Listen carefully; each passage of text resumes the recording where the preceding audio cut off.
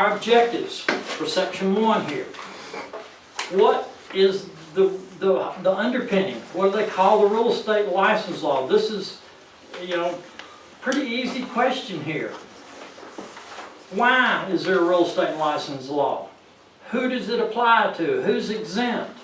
Co-brokerage, something I'd never suggest that you do, but as Ontario can tell us, they ask questions about co-brokerage on the real estate test. That's really, you wouldn't want to be a co-brokerage, you'd want to just pay referral. We're going to talk about both of those. Recovery fund, what is it? How does it work? How do you pay in it? How do you get out of it? The real estate commission themselves, who appoints them, who confirms them, their terms, how do they get paid, everything you're going to ever want to know about the real estate commissioners. Here's the first question. It says the chapter is cited as the Alabama Real Estate License Law of 1951. That could easily be a test question because they just asked us right back here, identify the state law that created the Real Estate Commission. That's what they said, and this is the only thing that's written about it. So Real Estate License Law of 1951. If you can just remember 1951. I was born in 1952. It's 1 year older than me. Wow. Wow. That's old. Why do we have a real estate license law? The bottom line, and this is the thing you have got to always keep in the top of your mind, we are here to protect the public. Even if it hurts us, we must protect the public. They also use the real estate license law to qualify people. This is called a high stakes test, what you're doing right now, or will be doing in another few weeks. That's how they regulate this business to begin with. They're going to not let a lot of people in it.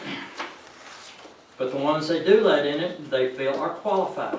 They can learn the vocabulary, learn the rules.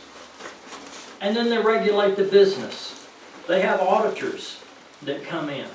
The Real Estate Commission auditor could walk in the door, probably not this late at night, but during the day, they'll come in and they'll say, I'm here to audit you. And they can look through your books. You've got to show them anything they want to see because they're looking at how are you handling other people's money. It makes them real ill when you steal from people. It can pull you, they can get you licensed just because your books are out of balance. We'll talk about that more in the 10th section on trust funds. All right, this is an excellent example of how they word a test question. We've got 3 things that they do. Protect the public, require qualifications for the license, and regulate the business. 3 things that you just need to commit that. That's what they do. And then the test question, they're going to pull something out of the cloud and throw it in there as number D. Enforce fair housing laws. Now that sounds like something the Real Estate Commission would do. That's a government thing. That sounds like they ought to be enforcing the fair housing laws. Yeah, they got me with that one too. Okay. Yeah, They got me. Cedric with that. I passed the test, but they got me with that one. Well, this is how they do you. They say, all right, these are the things, and then it could be anything. It may not be fair housing law. It may be something that you think, oh, that fits. I like that one. Like not to steer or something like that. Yeah, it may be something like that. These are the 3 you know are going to be on there, and then they're going to throw something else in there as bait. It looks good, it's shiny, it tastes good. Give me that one. So watch them. They're challenging. Tricky. No, they're not tricky. That's not the word. No. Tricky. They're not tricky, they're challenging. And that's how they challenge you. They have in the license law book, they have 3 full pages devoted to Who has to have a license? They just word this different ways and they twist it around and they throw another paragraph on there and they end up with 3 pages. Well, I went through there with a highlighter and tried to figure out just what is it that's all common in all this. And what's common is you've got to have a license if you're performing this for another in Alabama, whether you're getting paid or not. You've got to have a license. If you help them buy real estate, you aid them in their search and buying and whatever it is they're doing, selling, renting. You help someone rent a house, or you help the owner rent the house. You got to have a license. Now Jessica here is in a little gray area of the real estate law. She has an apartment finding company. They are exempt from real estate law. She's in here because the people that she's working with now in a couple of years are going to want to buy a house. So she's developing a really nice pipeline right now, but she's got to have that license to help them buy. I've lost so much money by not having a license. Not having it. You've got to have a license to help people negotiate these deals. So those 4 things make the word barn. So you've got to have a real estate license to do a barn sale for another in Alabama. And there's our other sale, S-A, you got to have a license to sell, auction, to list, and exchange. Commit that to memory. Barn sale. Tack each one of those words to a letter in this acronym. So barn sale.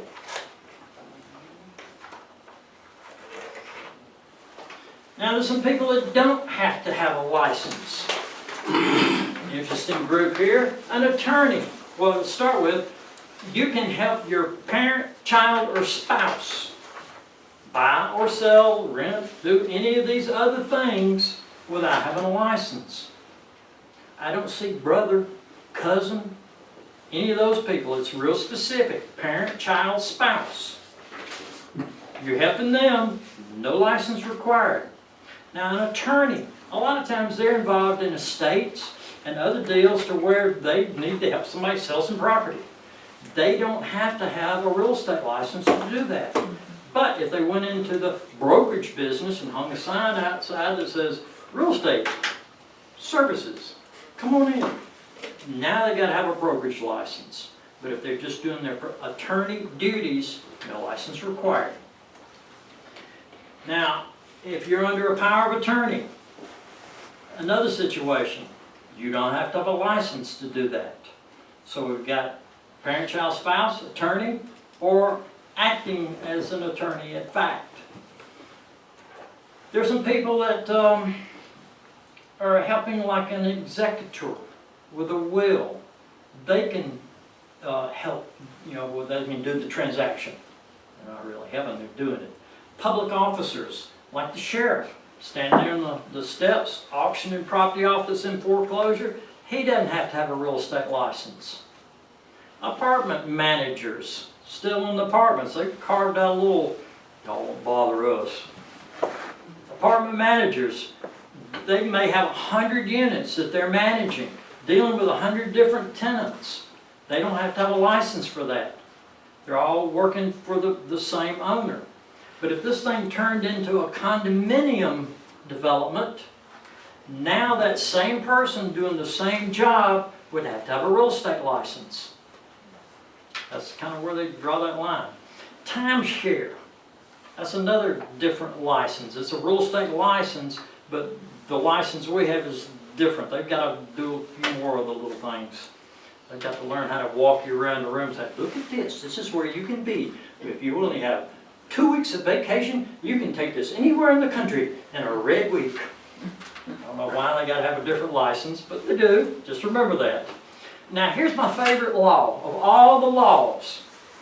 You don't have to have a real estate license to lease or sell a cemetery lot.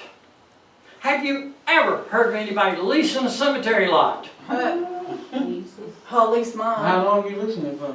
Well, the maximum lease in Alabama, 99 So years. when you die, what they do with you? Well, yeah, I'm gonna get that lot back, buddy. yeah, we're gonna lease it some, we're evicting you. Then where you go? Where your shell going? That's a lot of stuff to learn and memorize, isn't it, all at once?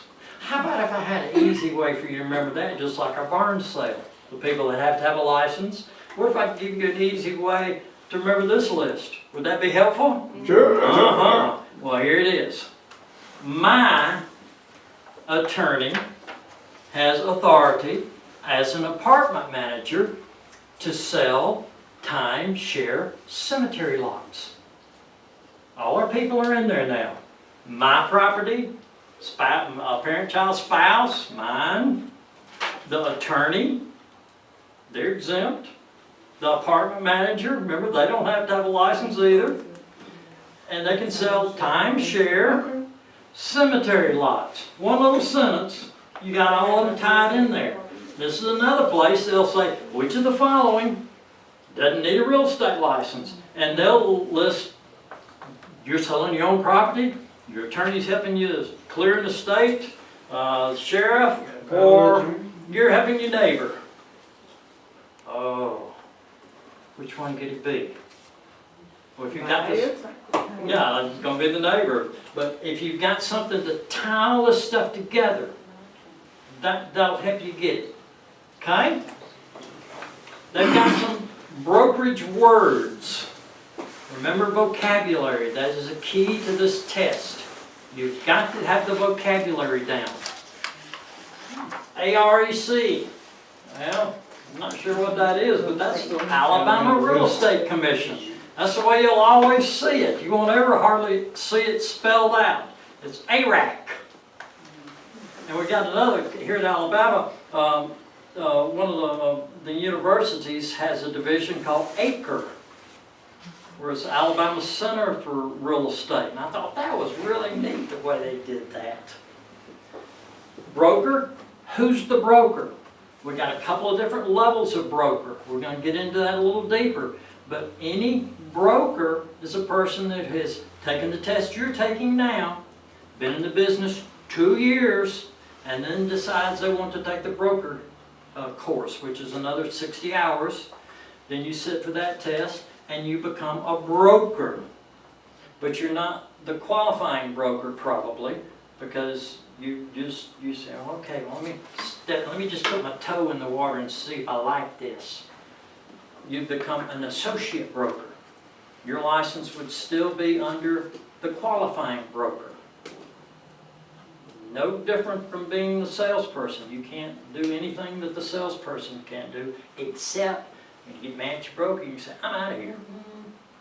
And then all you got to do is fill out one form with the Real Estate Commission saying, I'm forming my own company. I'm the qualifying broker. So that's the broker. So you have qualifying broker or associate broker. So that's what separates the broker from the qualifying broker.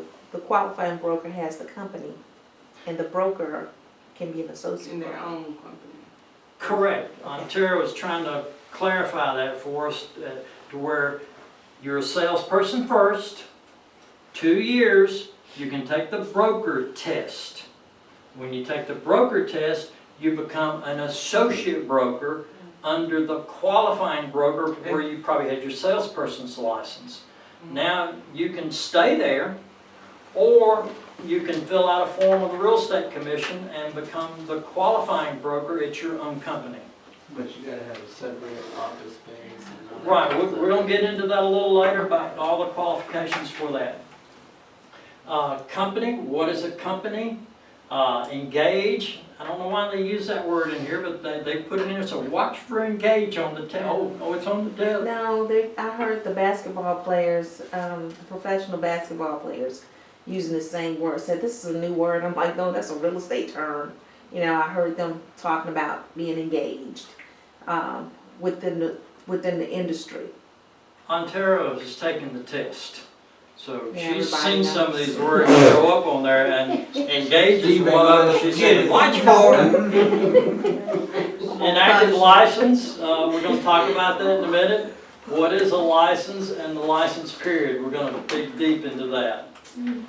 The types of license, the company, this is one of their questions they like on the test is, you have a company with one salesperson. How many licenses do you have? 2. I heard 2 and I heard 3. You gotta have business. That's it, count them out, think it out. All right, first I gotta have a broker who's got a license. The test said a salesperson, there's another one. Yeah. Now the company, that's where they'll trip you up on this. They'll challenge you with that. So it's 4. So, well, if you've got a salesperson, you've got to have one for that, one for the broker, and one for the company. So it'd be 3 licenses. Talking about real estate license. Yeah.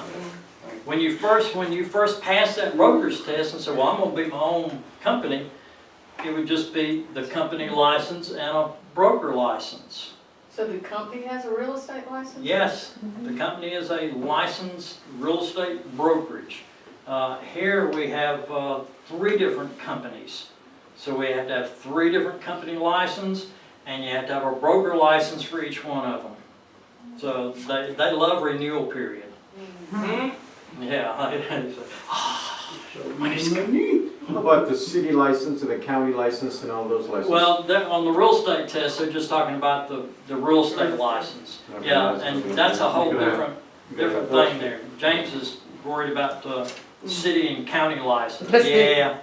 Yeah, they're gonna get you there too. Yes. But they're not that bad. So in other words, you're notifying the real estate commission that your company wants to be a licensed real estate company.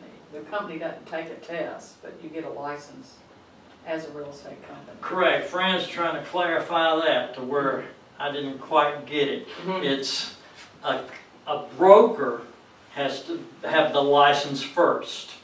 Now the broker wants his own company. So he fills out an application on the website that says, I want my own company and I have a broker's license and it's going to be, and we'll talk in a minute about where it has to be, but it's got to be somewhere. Just like what you did, you're a broker. Yeah, you've got to have a place to hang the license. Yeah. And there are other, we're going to get into that. You got to have a phone and a separate door. You got to have signage. There are things that you got to have. But for right now, this is how you jump into the business. And we got kind of sidetracked on there. How many licenses do you have? Well, salesperson, you got that one, the broker, and the company. So there's 3. Real estate schools. Well, I missed a quorum. That's we're going to talk about the commissioners in a minute. There's 9 of them. You got to have 5 for them to have a quorum. That means that they can vote on an issue. Real estate schools, we're audited as well. Just like they audit your trust accounts. The auditors will come in here and you never know when they're coming. But they'll just come on in and they'll just sit down back in the back and the whole time they're making notes. And you say, oh no, what are they writing?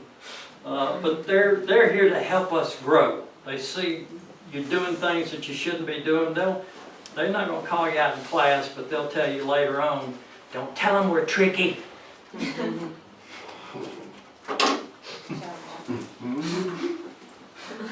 Recovery fund, we're going to get into that. Sales person, what you've got to do to get the license. Timeshare, we're not going to talk much about that because nobody around here does timeshare. Down on the coast, they do some timeshare. Gallenberg. Yeah, up there. They still do it? Yeah. Yeah. That was like, Trustee, trusted entity to handle day-to-day stuff. We're going to get into deeds and things like that where you have trustees and beneficiaries. But that's one of our vocabulary words. All right, first thing I'm going to talk about here is out-of-state co-brokerage. Out-of-state co-brokerage is where, let's just say, a broker in Atlanta calls me and says, hey, my daughter lives there in Birmingham. I'd like for you to sell our house. And I say, sure. He said, but I want to be involved in it. I want to help you sell this house. Uh-oh. Now, if the broker here accepts that, then there's some things that have got to be done. First of all, it's going to be a joint listing, and we've got to file this with the Real Estate Commission within 10 days. Saying, hey, I'm doing an out-of-state co-brokerage with another broker over here, and you just need to know this is happening. Also, the showing. If he wants to come over here and show his daughter's house, I've got to be involved in that. I've got to do all the advertising. I've got to hold the earnest money. I've got to do pretty much everything, and I'm still liable for anything they do. Uh-oh, that's where we got a problem. You don't know these people, and all of a sudden you're taking full responsibility for them? That's why you said it never happened. Yeah, I can't, I've never known of anybody doing it, but this, Ontario, is this on the test?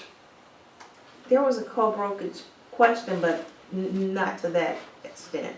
It was more so the person's located here, you're located here, they want to do business with that person there, so who's responsible? Something like that. Yeah, you're gonna be responsible here. Yeah. Yeah, she's clearing that up for us. I think the best way to handle something like that, this is the way I would handle it, is I would say, I'll pay you a referral fee. What And if it is commercial though? Because I know like SBN, they do a lot of co-brokerages, with the different states. And so, how would that work? so Jessica is saying maybe in commercial, it may work different. Well, I may trust a commercial broker more than I would a residential broker. We got a name. They're probably more on their game. In fact, they may know more about it than I do. So commercial maybe you may want to do that. I'm just not wanting to do it in residential. It's not enough money. Well, there's more risk. Okay, There's so much risk for you. You're taking all the risk. I don't want to do that. So No. what would your referral fee be? A It depends on percentage? what, remember, in commissions, there is no going rate. It's pretty much, they're gonna tell you, this is what I want. And if you think that's acceptable, say, okay. If it's not, say, that's more than I'm willing to pay. So if you were a real estate agent at Lake Martin, Okay? and you got referred a customer, and you were the agent at Lake Martin, and I was a real estate agent in Birmingham, and I Okay. sent you a customer of mine to Lake Mm-hmm. Martin to buy a house. But my anticipation is that you would pay me something for that. Would that Oh, be yeah. a referral fee or a percentage of the commission? What Yep. is that? Fran's asking about how it works in-state. Yeah. In-state or out-of-state. Another agent's gonna send you a buyer or send you a seller, and you say, okay, I'd like to do this deal. And they say, well, we want 25% of the listing commission. Well, is it worth it? Would you rather have 75% of something or 100% of nothing? So that's why you take these referrals. We had one that came to us that they wanted, they sent us the seller, and they wanted 25% of the listing commission, and they also wanted 25% of the selling commission. Did you do it? Well, wait a minute, I may not sell it. It's gonna be another company that probably sells it, and I gotta, no. That's what we're telling them, we won't pay you on that part, we'll pay you on what we're doing. Yeah, you coming out of, Yeah. coming out of pocket for somebody else if they sell. No, it's crazy. Y'all learn to say no. Sometimes you just have to say no. And sometimes they're just asking to see if they can get more. Sure, sure. Yeah, give me all the commission. No! Just to see who they talking to. Now, you've got links to pretty much everything that we deal with here. I pulled out the co-brokerage from the real estate law book and did a little snippet and put it up here for you. So everything that I just kind of gave you a little nutshell outline here of what's down in here. Any questions on co-brokerage out of state? Whoa. Y'all got that one that easy. That one's tough for me to get my head around. You just say no. Just say, hey, if you don't learn anything else about it, That's your just brain on say drugs. no. Recovery fund. Sometimes agents steal money. And they do bad things in deals. They commit fraud. They're trying to circumcise the law. Bad word. And they get caught. And when they get caught, the recovery fund will step up and make they can't make the person whole again, but they could make it right maybe. The purpose of the fund, payment in the fund, and payment out of the fund. Here's the link to the Real Estate Commission's website on everything, and there's the one. If that link doesn't work, you can copy and paste that one. Basically, here's what we have in recovery fund. The parts that I've got underlined here, that's what you want to focus on. An aggrieved party. That's somebody that's been done wrong. They're going to say, you did me wrong. I'll see you in court. I take them to court and you win. That's good. But you find out they have nothing. You got a judgment against them for $25,000. Well, they don't have $25. So what are you going to do? You were hurt by a licensee in Alabama. So Alabama saying, well, we're going to help you out here because it's our job to, remember our number one job? Protect the public. Well, that's what they're going to try to do here. If you get a judgment against them, you've got to file the judgment with the Real Estate Commission. Kind of got ahead of myself there. The aggrieved party's got to have actual damages, a violation of one of the articles in the real estate license law, and we'll get to those later. Alright, it can't be if you are a party to the deal, like you've got the house listed and then they sue you. Well, you can't get a judgment against you on those grounds. It's got to be where it's all arm's length. You were representing someone else and you did them wrong. Doesn't apply to timeshare or if you're inactive. Some people let their license go inactive, but then somebody will call them and say, hey, you got a real estate, you can help me with this house, can't you? Yeah.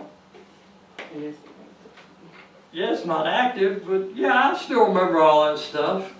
Well, the recovery fund won't pay in a situation like that. That's limited. They don't have just this bottomless pit of money. There's a total of one transaction, $25,000 worth of damages. Total against one person is $50,000. So you got limits. And I don't know how much damage that would cover. It may cover all of it, but if not, then you're out the rest of it. Shall not be liable to a bonding company or the licensee if they're a party to that transaction. Now, how do we get the money into the fund? To start with, you're going to get a real estate license.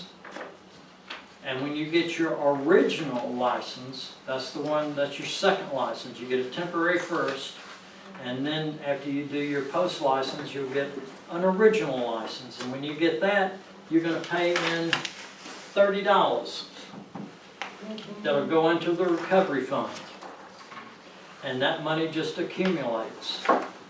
And they just keep piling it in there. Just keep piling it in there. Where all that money goes, sure, it can't be that many suits that they lose.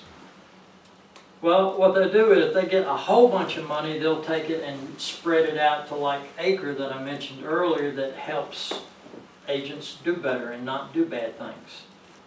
But you're going to pay that one time when you become a salesperson, your original license. Now, if you move up and get a broker's license, you don't have to pay it again. The only time you would have to pay in any more money is if they had a bunch of suits against them that dropped down below $500,000, then they're gonna come around to everybody with their hat again and say, give me another $30. You gotta build a kitty back up. Says that the aggrieved person shall notify the commission in writing. You can't just get a judgment and hope they're gonna know about it and give you some money. You gotta let the real estate commission know, here's what happened, they didn't pay, now I'm filing a claim.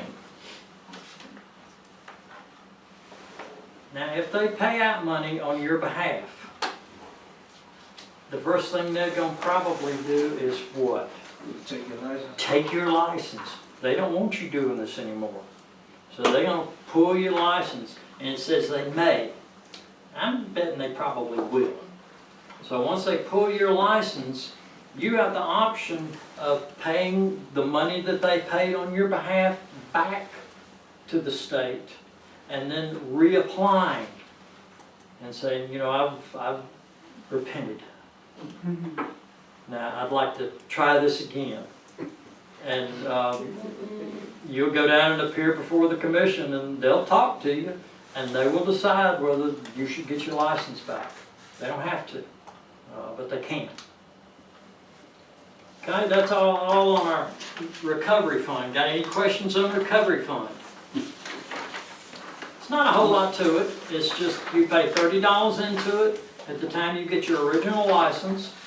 Somebody files a claim against you and you lose, get a judgment against you, you cannot pay, then that person will have to submit a claim to the real estate commission. Drops down below $500,000, they're going to ask you for another $30. Pretty much all you need to know about recovery And fund. when you saying original license, that's your temporary license? Now, you get your temporary license after you pass this Right. this So high the original stakes license is test. a permanent, is a... That's the one after your post license. Okay. And that's when you pay that. Okay. Okay, the commission. Who are the commissioners? Where they come from? How we get them? How they get paid? There are 9 of them. Alabama has 7 congressional districts. So there's 1 real estate commissioner for each district. And they represent their district. And the stuff's going on around them. Then we have 2 more commissioners. One of them is not licensed at all. Never been licensed. They're the consumer advocate. And then Alabama, we have 1 at large. And at large means they represent the entire state, not just their congressional district. And that member is black. And that position is always to the next black person in the next district. They rotate the districts around. Are they licensed? Is that a They are licensed. agent? Yeah, all of the commissioners have to be a broker. Somewhere on here says broker. They all have to be a broker, Except for that one person. Yeah. except for the one that has never had a license. They're the consumer advocate. We just changed commissioners. 2 of them dropped off and 2 new ones came on. Well, who decides who gets on there? Well, to begin with, we have a trade association in Alabama called the Alabama Association of Realtors. And while we're there, realtors always capitalize every word, every letter, and you got a little R. There's a registered trademark to them, so you'll always see it printed like that. They submit names to the governor, saying, hey, we like this person, we'd like to see them on the commission. And then the governor says yes or no, and if he likes them, then he's going to send the name on to the Senate. The Senate will vote and confirm this person to be a commissioner. That's a 5-year term, and if you like it, you want to stay and they want you to stay, you can do 1 more 5-year term, so a total of 10 years. Now the reason these guys do it is because the money's so good. They get paid $300 a month. Yeah, that's why they're doing it. $300 a month. And, you know, they had the meetings in Montgomery. Some of these people are coming from Huntsville. Takes them a half a day to get to Montgomery. Plus a hotel, because you Well, need so, to yeah, they probably drove down the night before. So, they're not doing it for the money. They just But they like do it. get paid. Okay? So it's not for the money? Are y'all doing this for the money? Yeah. Oh! That's why y'all are here. Oh, well, you can get you a good part-time job here with the real estate commission. Oh, okay, yeah. After you become a broker and get involved with the association and maybe make a donation to the governor's reelection. Yeah, there's probably some politics going on. But Kickbacks, huh? Some of that illegal stuff, them kickbacks. maybe not. All of them I've met are wonderful people. I mean, they've got to want to help, and you know, they're not doing it for the money. $300, Yeah, no, they're not. I see one other thing I missed here. They've got to be 21 years old. Remember, you got to be how old to get a real estate license? 19. You got to hold it how long before you become a broker? 2 years. So if you're really good at this, you may just go right straight to real estate commissioner. You know, I'm thinking, picture in my mind, and we don't have a lot of young ones on there. Most of them are like my age. They've been there a while. You've also got to own property and be a resident of the state for 10 years. So there's a lot of stuff going on in this category on real estate commissioners.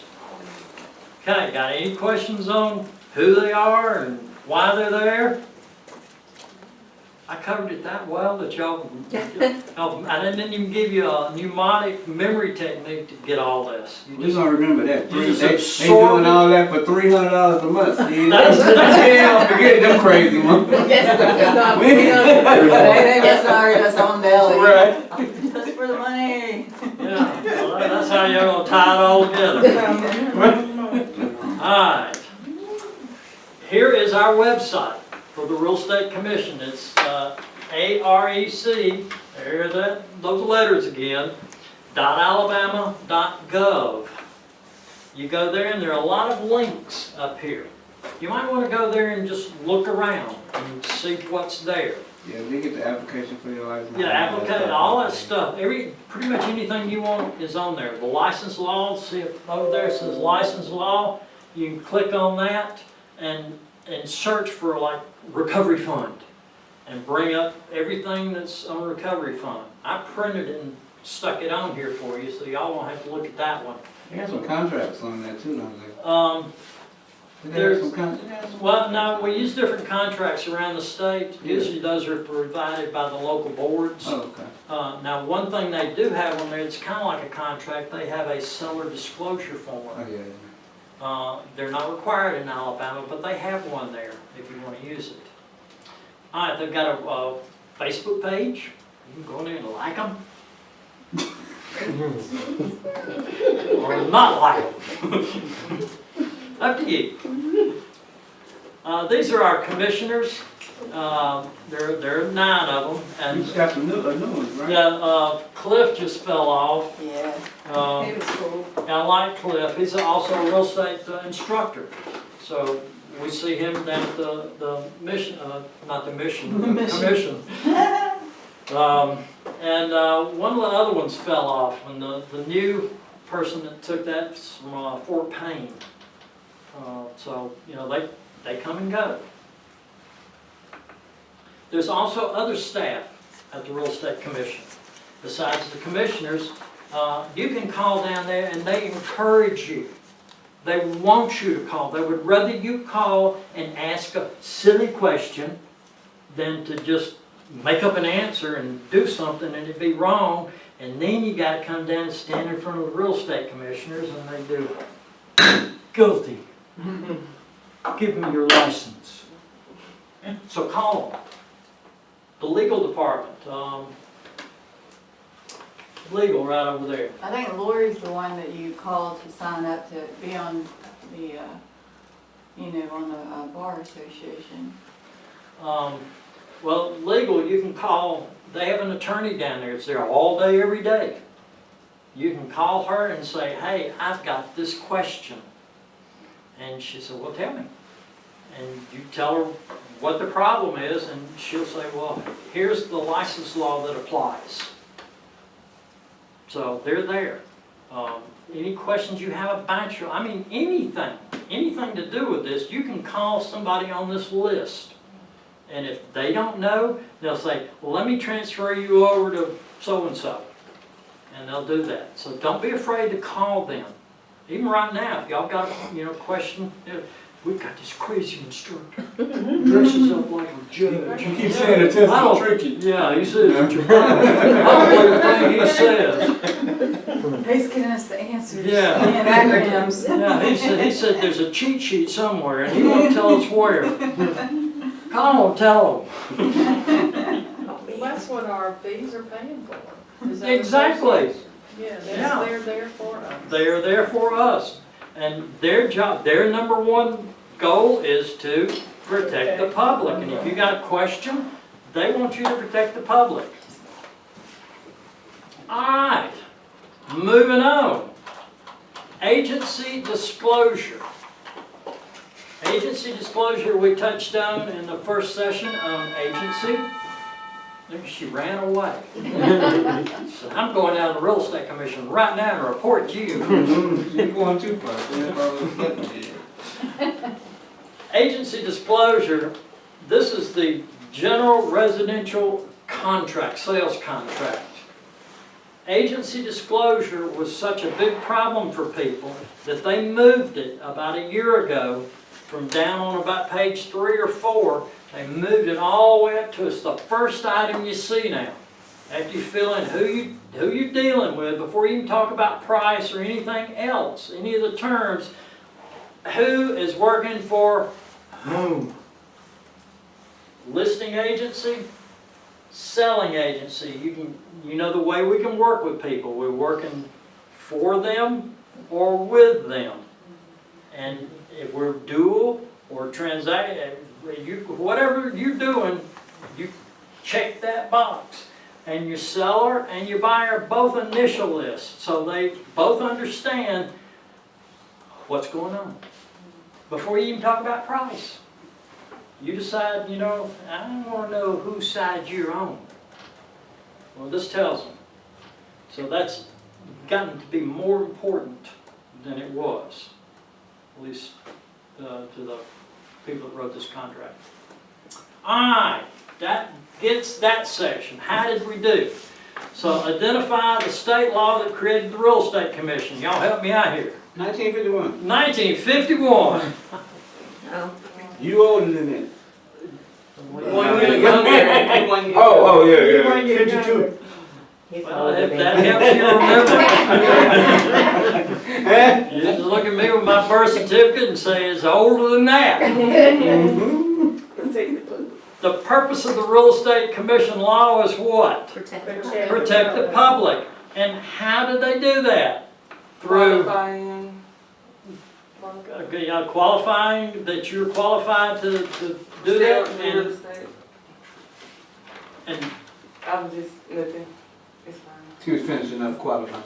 all right, well, let's go back. What's her list? They what? Protect the public. Protect the public. Qualified Qualify. to do real estate. Is that right? Every time I say that, you look at me. Because she wanted where it's coming from. Said qualified already. Yes, and regulate the Regulate the business. business. That's what they do. That's the purpose of the real estate law of 1951. Identify who does the law apply to.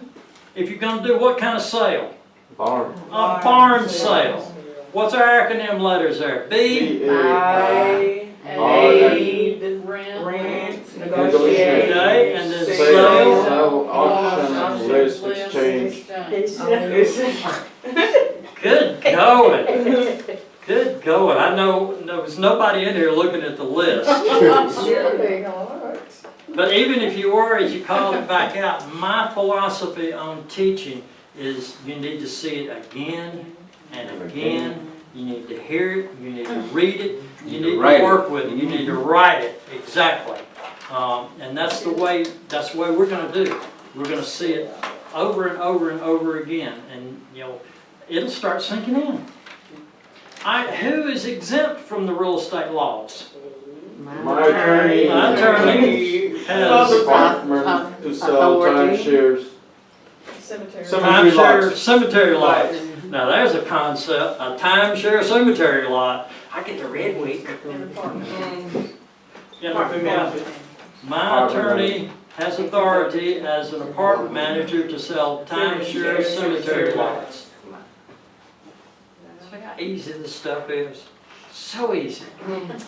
Definitions and terminology, we talked about that. Co-brokerage. What do we want to remember about co-brokerage? Don't do it. Yeah, don't do it. That's what I want you to remember. Don't do it. But if you have to do it, Referral fee.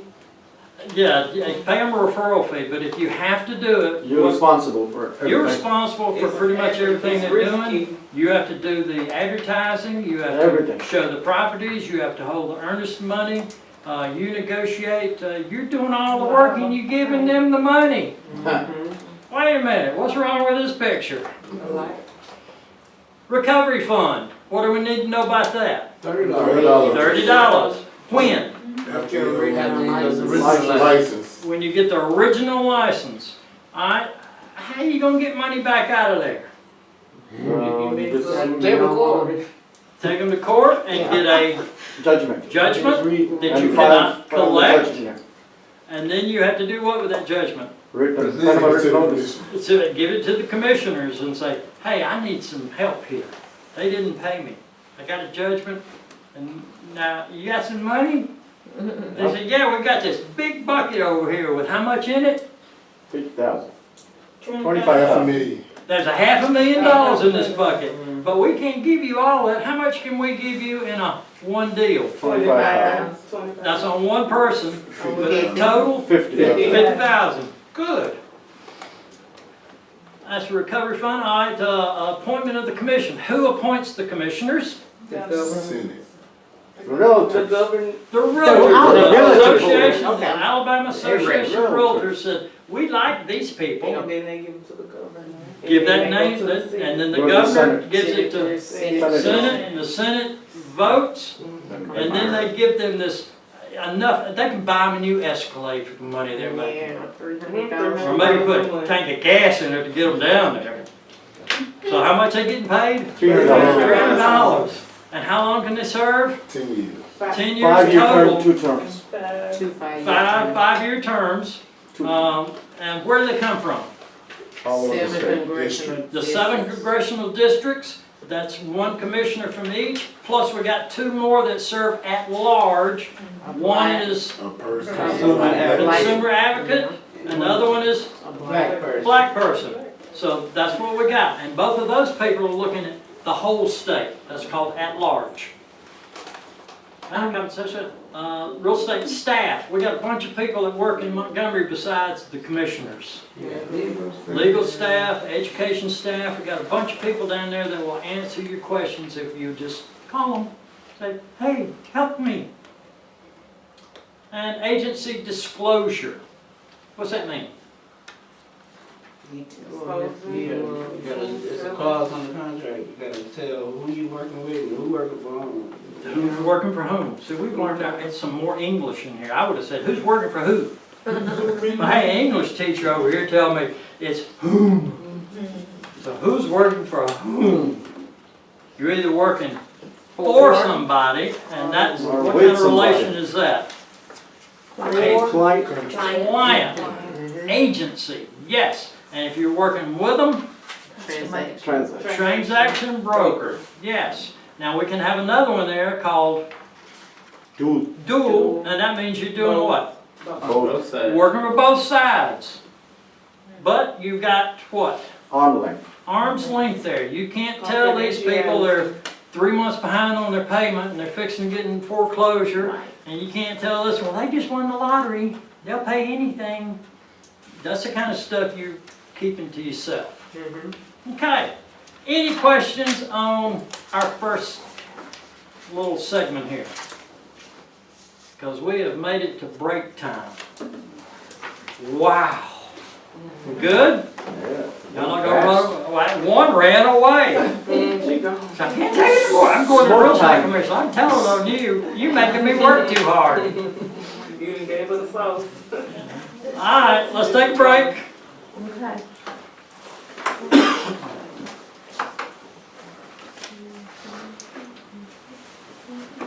All right, we got the chips and cookies in there. See, the cookies are going better than the chips. Oh, they got chips and cookies. That's to wake you up. That's dinner. Sugar. Oh, dinner.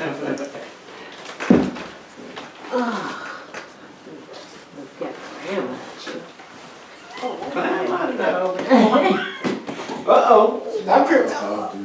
No, you ain't tripping.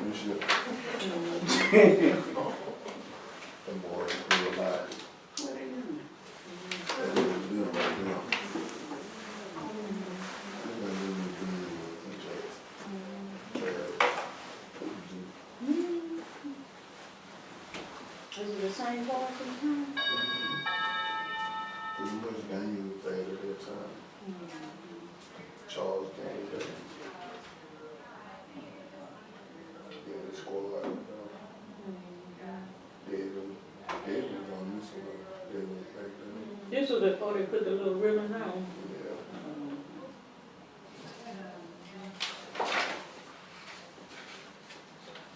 Did you get videos at the game? Nietzsche sent me something. And it went then like, Yeah, she, the girl, what was sister name? Rick.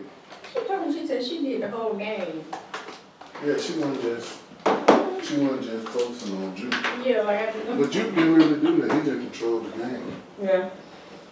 She had a lot of great passes. That's what I'm saying. He You know, just shit controlled. and stuff. Yeah. You just feel for that.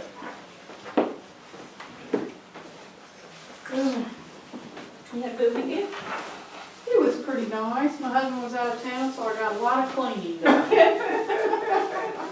Got a chance to do some things. Uh-huh.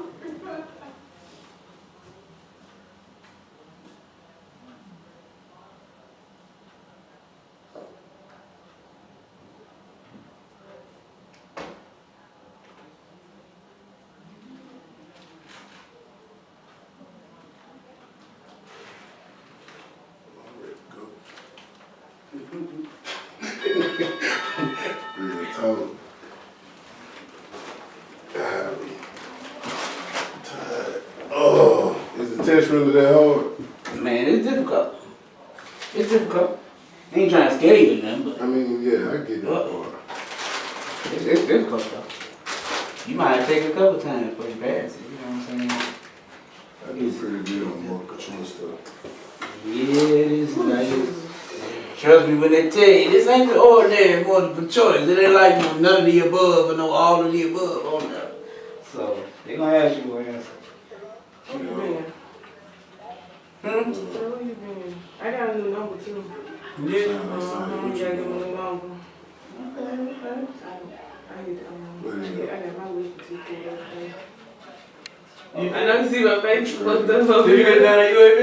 I I ain't paying no attention. You swole up over there. I started not doing, I was like, I ain't doing shit with sitting here. I called you, you know. Yeah, you gotta be careful though. Yeah, hot stuff ain't gonna irritate it. I'm just putting it on this. You know they got a schedule for oral surgery too. Huh? They got a schedule for oral surgery too. For real? When y'all start doing it? Shit, we been doing that. Shit, damn near a couple of months after we got over there to the other group.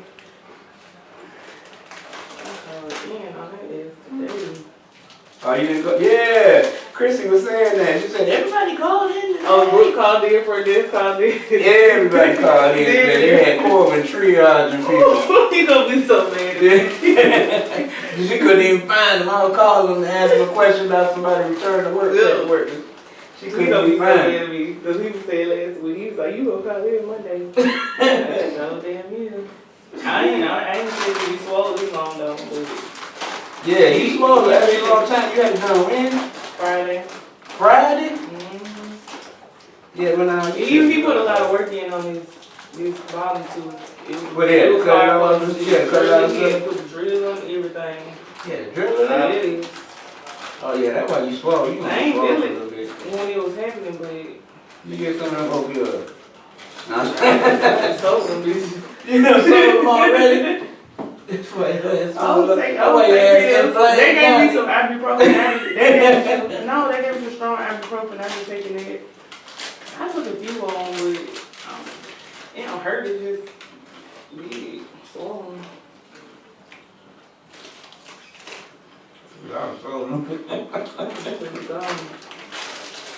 Yeah, they normally don't give you that when they put it through. They don't give you nothing but some ibuprofen. 800. They gave me some tabs, little tabs, 5, Oh, you came up. 20 of them. I thought there was some Percocet. It was like I got last time, some Percocet when I got my last, these two pulled. That's why you should get them all done at the same time. It's over now, shoot, like heal. How the little baby doing? She really bad, How old is she? crazy. 3, she'll be 4 in June. Oh, she only 3? Oh, I thought she was Right, older than that by now. She going on what? At the house.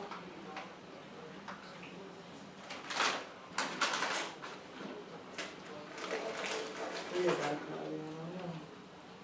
Then the girl, last day was Friday, Oh, yeah? Who? Kayla. Oh, okay, the last day? It was Friday. She said something, that girl was crazy. She said something about, somebody had called, she said she heard you in the background saying she don't know, so you don't know. Yeah, I think I don't know what you're talking about. And she was like, how you gonna tell me what I don't know? You told her I was just playing. Yeah, I said, that's just how he is. She ain't know. I'm like, Taylor don't know. Feel bad about it? Oh, man. I'm crazy. Yeah, people don't know me. I better stop playing when they don't know me, you know. They take me serious. Yeah, right. I And I'm get saying, in that's what I'm saying. I'm like, nah, he ain't, he just talking. That's how he do. Yeah, Chrissy was like, it's crazy over here. Everybody called out, nobody showed up.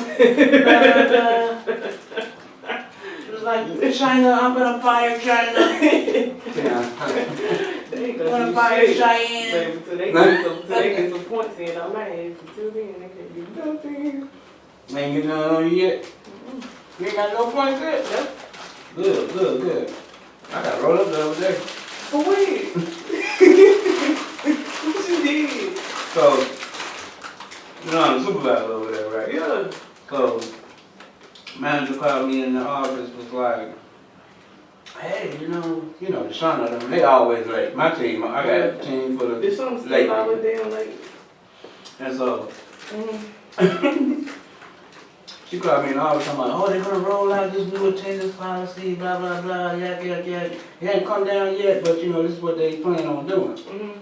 So shit, I went out there and I told everybody. I told my team, you know what I'm saying? Next day, Deshaun come in bright and early. Yeah. You know what I'm saying? Well, I was telling her, one of the head ladies, she was over there talking to Brady and stuff, you know what I'm saying?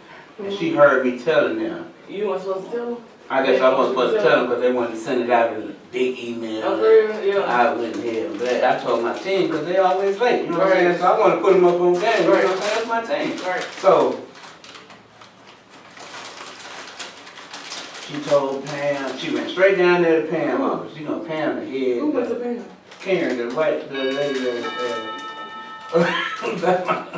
that was listening to me tell everybody. Yeah.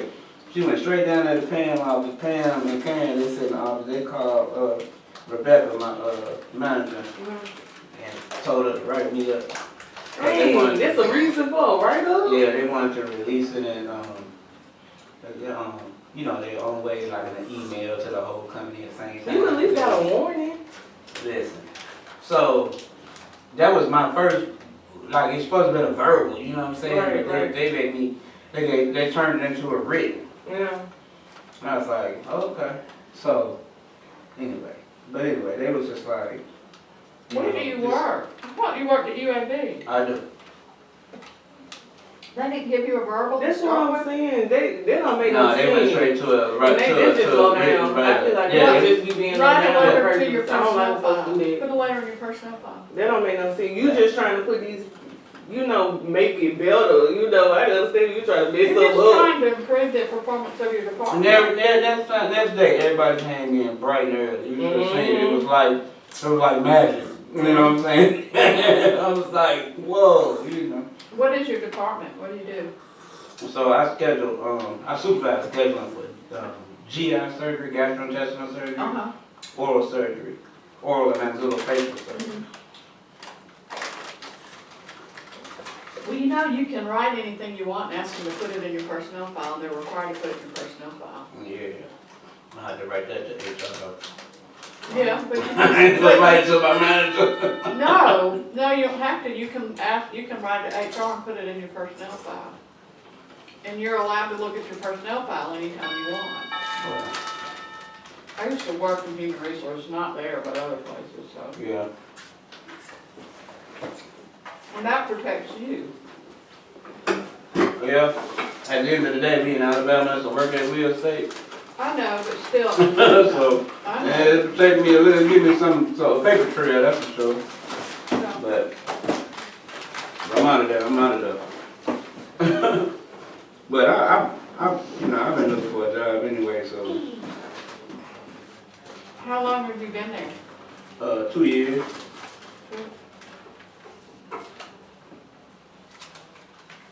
You know, you Said you looking for a job? yeah, I'm always looking for a job. Shoot, Even when I got a you job, right? even when I got a job, I'm looking for a job. You don't like working down there? Hmm? You don't like working at UAB? Yeah, but I'm the type of person always looking for something better. You know what I'm saying? Well, that's good. I mean, I started off at the bottom, so I'm working my way up, but they trying to write me up for something petty like that. Alright, that's what I'm saying. I don't think they trying to keep me though, for real. Well, down there, you can always move to other departments. Yeah, you gotta be in your current position for a year though. Yeah. And you can't have this So- stuff under your name and stuff, cause like no points and write-ups, cause they're all I mean, charged. they skipped the point, they skipped all that, they went straight to a write-up. Yeah, Like a written write-up. yeah. To me, that sounds like, you know what I'm saying, oh, we need to get rid of That's give what it I'm up saying, that's why I'm like, you could've got a verbal now, come on. So, But people are down though, people are down, you better believe it. so when you first told me about the write-up, you told me it was a verbal. Mm. And I had to sign it or whatever. But then when I came back, when she got the paperwork together, when I came back, she was like, well, I know we said it was gonna be a verbal, blah, blah, blah, but. So they finesse you to sign the paper? Blah, blah. You know, you gotta sign your write-ups, you know, you don't have to, but I signed it. But you thought it was a verbal at first. I didn't sign it too. Oh, okay. She told me it was written, you know.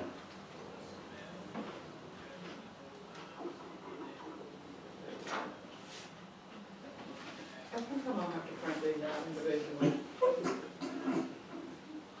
I can't read these.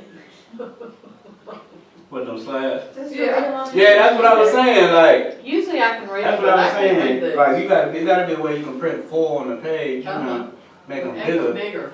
Cause I thought about printing it out at work and I was like, man, I gotta use 200 sheets of paper. Cause the way it was set up, it was like 1 slide a page and I went in there and tried to change the format, but it didn't work too well, so I just left it alone.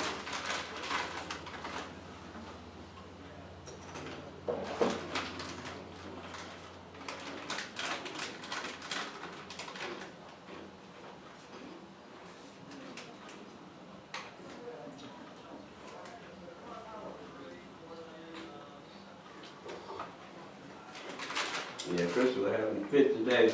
She's like, it's crazy. It's Monday, everybody called out. You called out like that on a Monday at the access center? Mm-hmm. Oh, you getting it right. You getting a point for that. They give me whatever With good. a I doctor's, wouldn't claim me. with a doctor's note and everything, they don't care. I ain't not even care at all.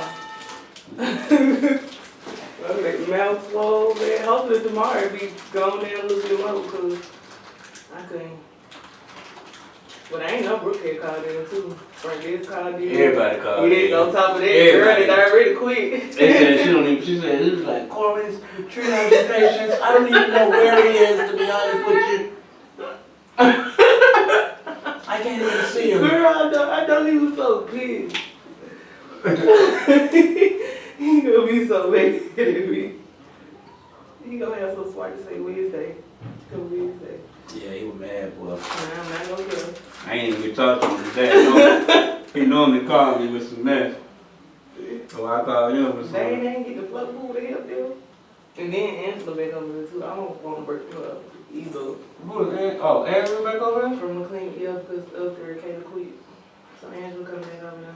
I'm not applying for a new job. I'm tired. You talking about Angela from the Devil's at Kirkland? Mm-hmm. She volunteered to come over there. So how?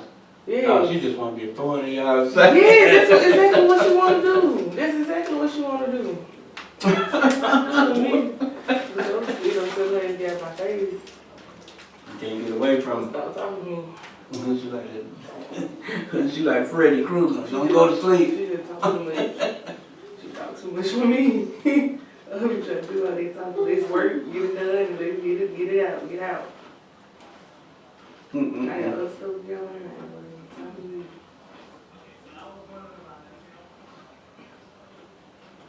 That's terrible. Oh yeah, wait for somebody else to be heard.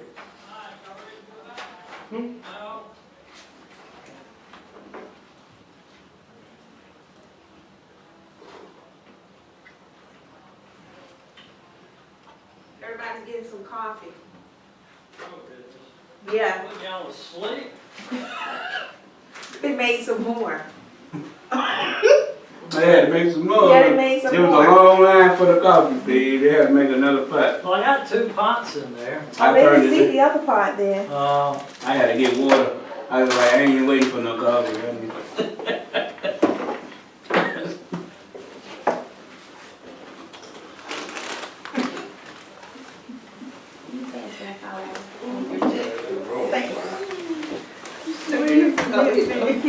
Okay. Standing up and watch TV with. No, I saw a guy the other day that he was teaching a class, and he had one of these on the back of his iPad To hold it. to hold it, so he could still, move Do it that around. right. Musical chairs back. But I know, right? he had that on it, and I thought, wow, is that really, will that stick good enough See, my to stomach gonna do a hold little the snacks. iPad? I'd hate for the thing to Oh. fall and Well, it depends on what model you got. Now that new one they got is I like have super to light. leave. mine's like 5 or 6 years old. Yeah, that new one they got out now is like real thin and real light. That'll be, that phone probably heavier than. Alright, Okay, order in the court. we said that that robe gives you power. It does. Mischievous powers. Visuals. Alright, so we knocked out session 1, learning objectives, we got them all. Number 2, license requirements. What you gotta do to get the license. Activities that require a license, we've already done that, define some of this on their outline, some of it repeats itself because it ties into the different places. Procedures, qualifications for the license, define temporary and original license, we did that already. Describe post-license requirements. I'm actually starting post-license next week. I'll start to crank that up with folks that finished last term. Continuing education, that's what your friend was just asking about, the CE stuff. Well, nobody teaches CE right now because we're a year and a half away from renewal. They wait till the last minute, and then everybody rushes in to take CE classes. You can't just get them out the way though, huh? No, most people don't. Then what's required for reciprocal license? Took me a long time to get that word right, and I still can't spell it, but spell check can. That's what counts. There we are. We had right there identify the license activities that require license, and that's our barn sale. We've got that down, so we're going to jump on to the next one. Here is what is required for you at this level. You've got to be a U.S. citizen, permanent resident, or legally present in the United States to get a license. You can't be legal? Well, you could take the class, you just couldn't get the license. Got to be 19, got to have residency, you got to have a driver's license from somewhere. You don't have to live in Alabama to get an Alabama real estate license. Got to have a high school graduation or the equivalent. Not been convicted of a felony or crime involving moral turpitude. That means like theft. They don't, because you're going to be handling people's money and stuff, they don't want you to have this tendency to take other people's stuff. The felony, that's kind of iffy. We don't look at drug stuff anymore. And I don't think they do either. We're not allowed to look at drug convictions when we rent to people, unless it's like manufacturing, distribution, that kind of level. But if you've got, you can have a felony pot possession. We're not looking at it. So you can inhale. Yeah, and the real estate commission, they don't look at that either. So even though it's a felony, I must have missed that. Everybody heard that?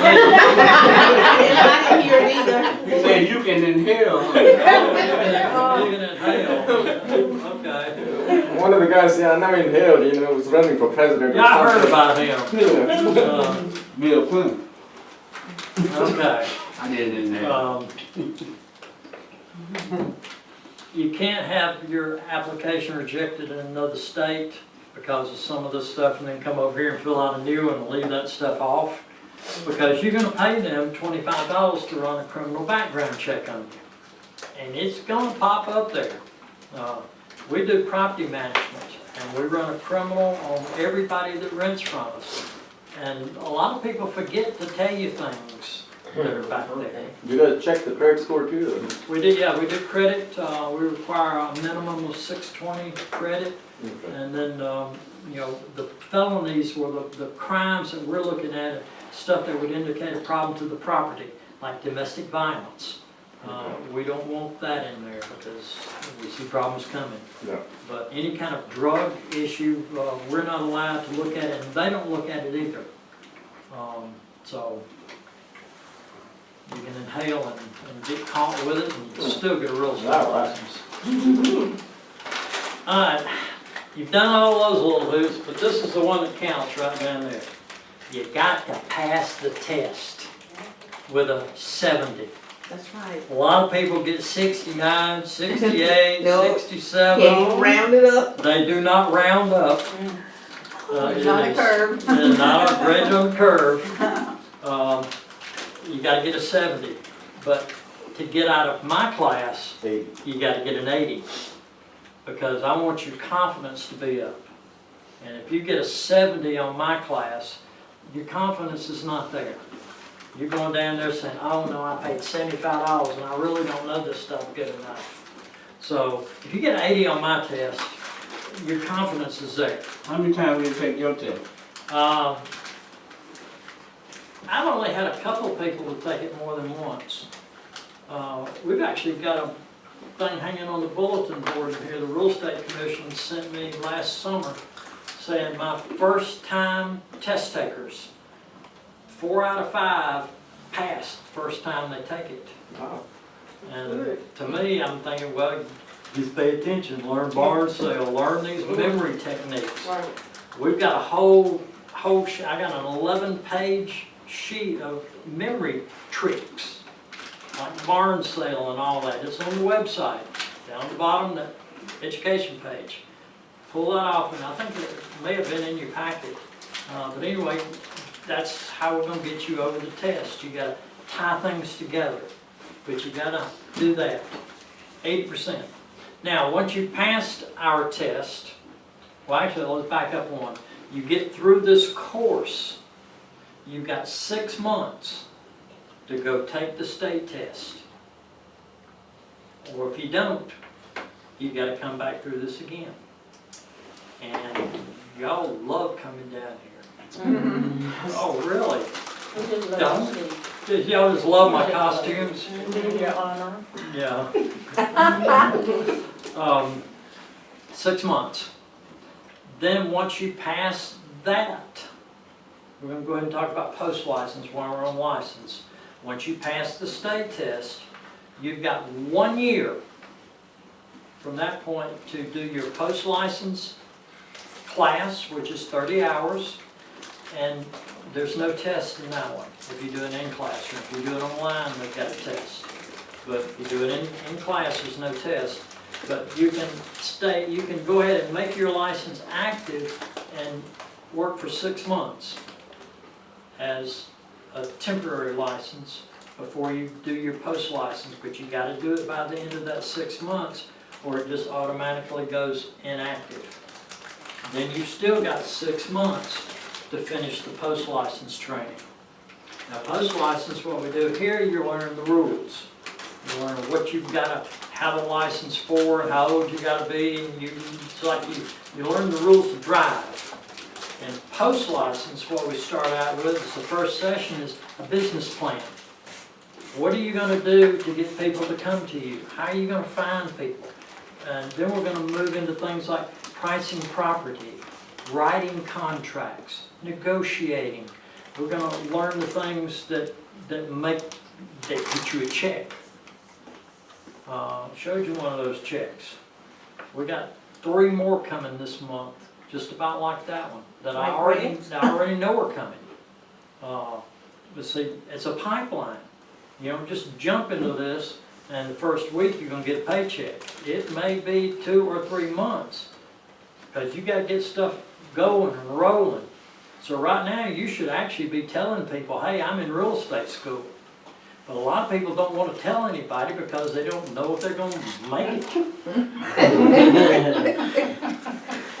I'll just wait until I get my license, then I'll tell everybody. Even better, they start discouraging you. Oh, don't do the real estate. It's too many minutes. Oh, yeah. When are you going to pass that test? When are you taking the test? That's it. Like, leave me alone. Yeah, it drives you crazy. Yeah. Question. Alright, so you're going to get the license, then the post-license, then you get your original license. The original license is good for 2 years. You'll get it sometime in that, but they renew every even year. The last day of August, you've got to have it renewed. But you've got all September to get your continuing education finished. Alright, any questions on what's required to get your license? Pretty easy stuff. Y'all have already read this. Y'all probably wouldn't be sitting here because you already read it. Oh, I murdered somebody. All right. We have a murderer living in one of our condos. Why are you smiling? He's so excited. Down in Humboldt. He's one of the nicest guys we've got written from. He comes in. Yeah. That's murder people. Nice.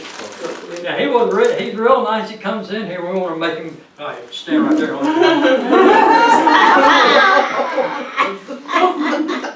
Your doorbell has a special button for you. Yeah, we look at the camera. Oh, he's coming back in. Did you send him that nasty letter about his rent? Here's what we just talked about. This is a little slide the Real Estate Commission put together for us.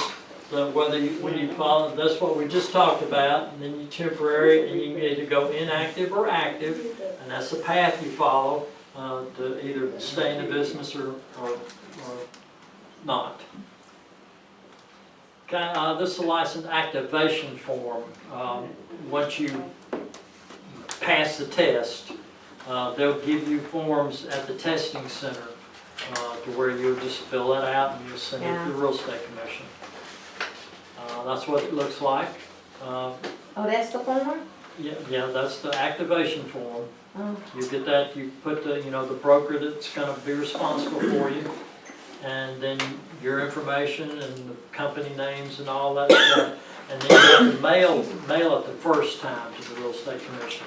But once you mail it and they put you in the computer, then from then on, you can do everything online. So Steve, when they go to the computer and they actually see what you made, they don't print it out. They just say, well, let me give you these forms. Yeah. Oh, I told her she gave me the wrong forms. Yeah. I said, no, you're doing the wrong thing. I shouldn't see my grade. 69. Oh. Yeah, they tell you what you got. Yeah. But I wanted that form. I didn't want that. Oh, no, no, no, Yeah. You don't want to see it. Okay, once you pass your test, your license test, you've got 6 months. And that starts at well, whatever month, what's the day, the 11th? It goes to the end of this month and then counts 6 months. So it doesn't go day to day. So you got a little extra time in there. Now, once you move through that and you take the post license, you don't have to take any more classes, any more CE or anything during that first license period. And that'll get you through as maximum of 2 years. Most of the time it's less than that. But then the next time, starting, let's see, it'd be September 1st of 2020, everything starts over. Everybody goes back to 0 on their CE. You can take as much as you want, but you gotta have, we'll get to what you gotta have in a minute. But you don't have to do any more during that first period. Post license, 30 hours, just talked about that. That's what we do. Business plan, buyers, all those are the topics that we cover. And if y'all want to look at that, it's on the website as well. On the same education page, down toward the bottom, you can open, I've got them all in PowerPoint, so you can open it up and say, oh, here's what we're going to do. The negotiation, that is something that you say, oh, wow. Because once I've learned the way you should do negotiation, I think, I've been doing it wrong all this time. Because there are things that you do, and you're watching what they do, and you're reacting to it, and it's different. You will negotiate differently once you go through that. Some of the renewal stuff. One of the things on the renewal is you've got to let them know when you move. If you move, across town, you got to let the Real Estate Commission know.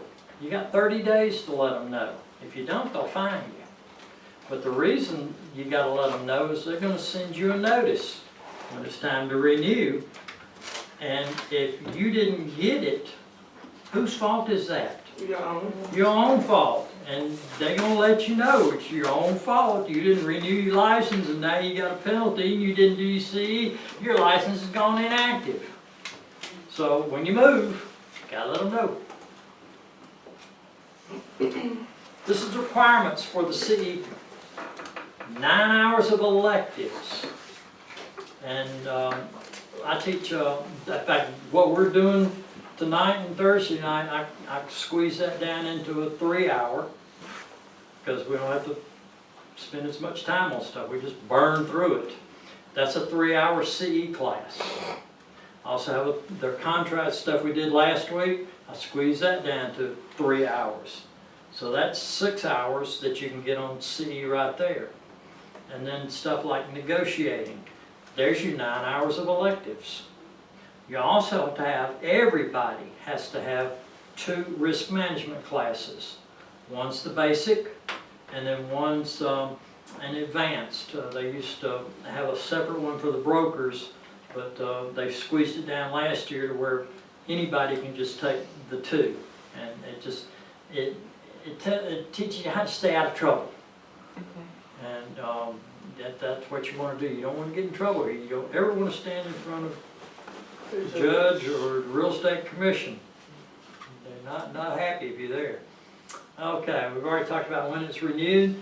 By August 31st, you've got to renew it. This almost caught me the first year. Because I thought, well, you got to have it done by the end of September because the license period is October 1st through September 30th. That's the license period. But if you've got to renew it a month ahead. You got to pay them their money by the end of August. And then you've got all of September to finish up your CE. And if you don't renew it by the end of August, it's a $150 penalty. Ouch, that almost caught me the first year. Maybe I should have paid attention to real estate school. Do you have to redo it every year? 2 years, every 2 years. Every even 2 years. By August 31st, pay 31st, pay them their money, and then finish your CE by the end of September. And you know, we're still teaching CE right up to the last week of September, and we're going to be full. Because people say, I'm just going to wait.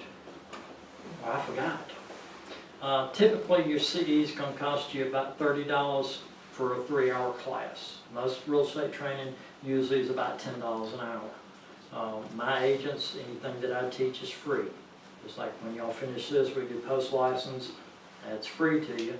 Most places it's going to be a couple $100. But say, I want you to come with me. I do. I want you all here and getting those $14,000 checks. That's right, I want to be pimp. Continuing education.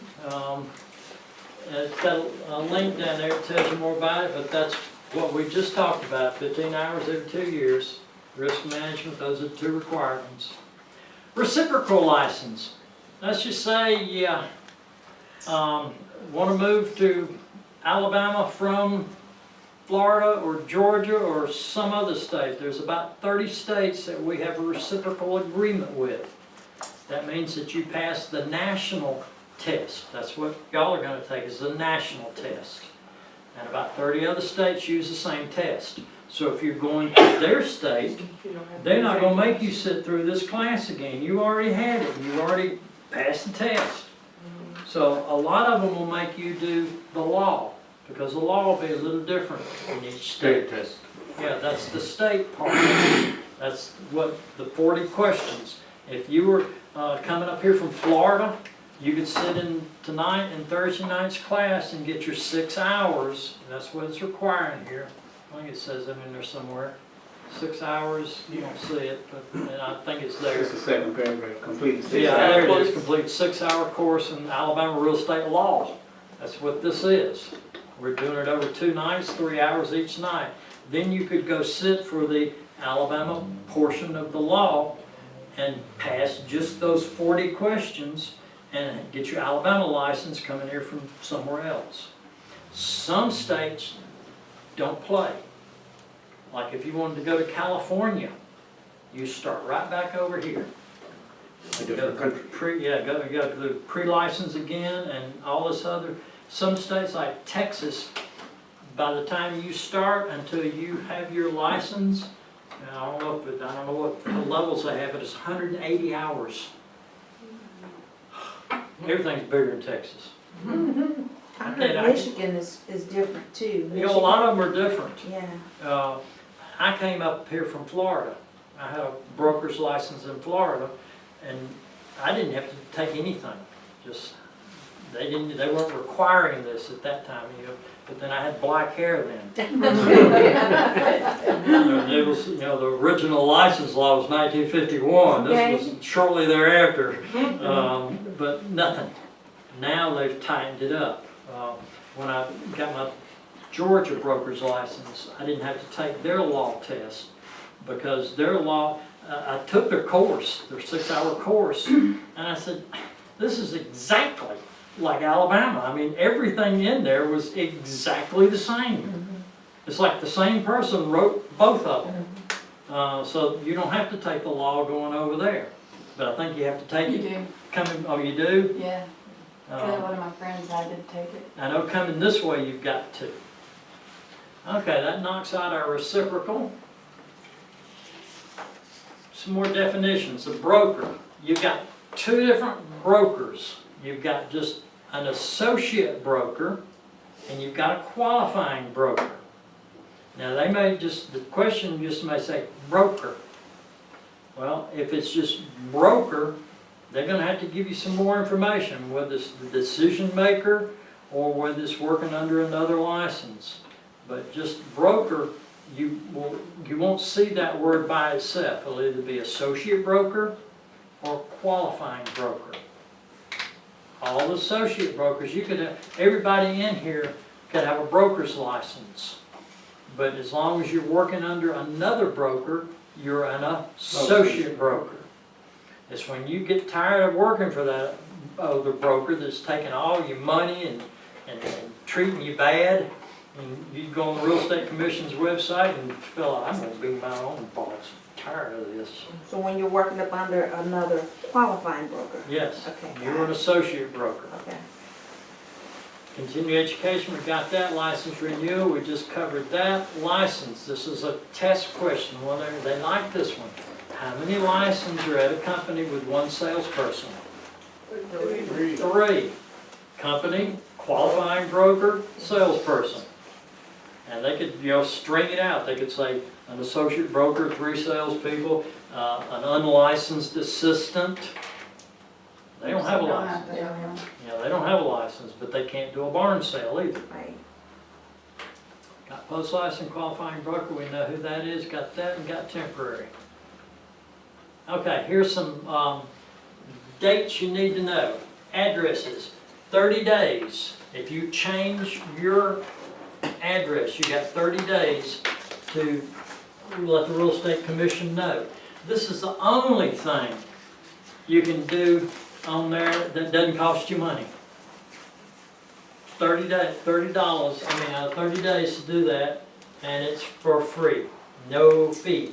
But the company, if it changes addresses, you got to pay $25 on each license. When we moved here into this office, I wrote them a check for $700 just to change all the license address.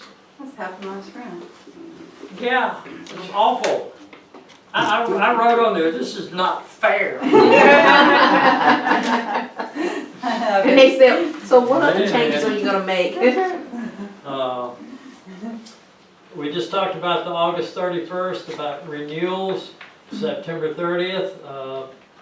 There's your penalty, and now more about the penalty.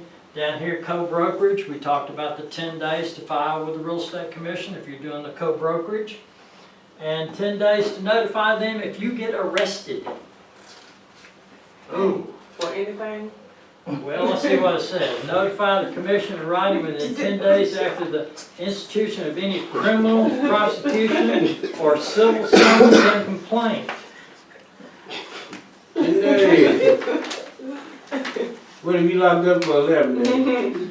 Well, You through. let's go back to the original, when we were talking earlier about felony convictions.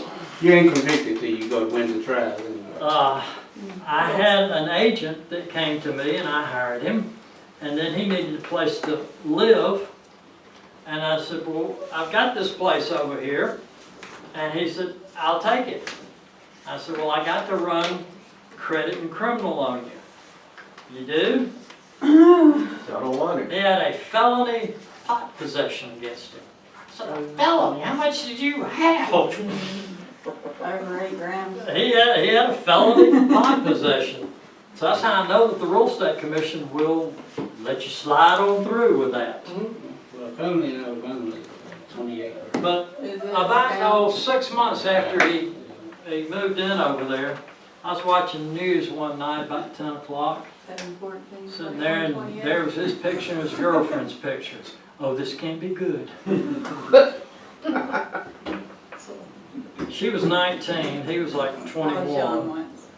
And they had gone down to, I think it's Uptown Bar, down by the Civic Center. And the bartender's trying to get the girl out. And my agent jumped on the bartender, whose name's Zeke.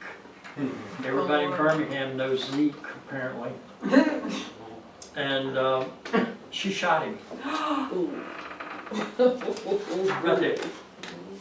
Right there. Point blank. But, I mean, yeah.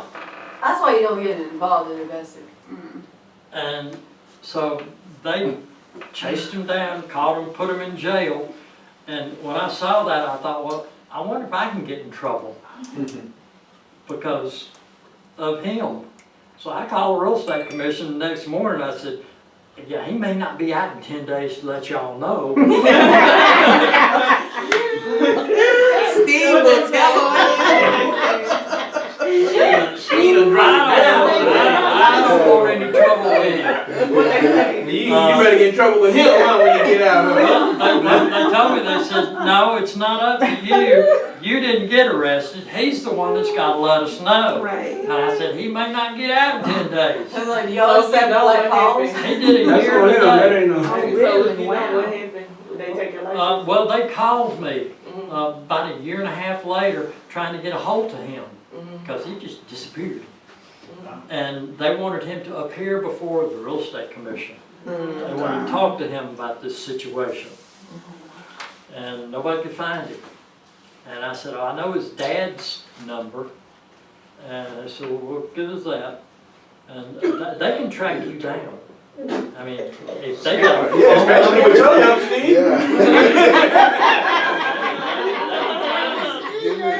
Steve said, you trying to retire, so you trying to retire. He ain't called with nobody. And I had to find a new pot dealer.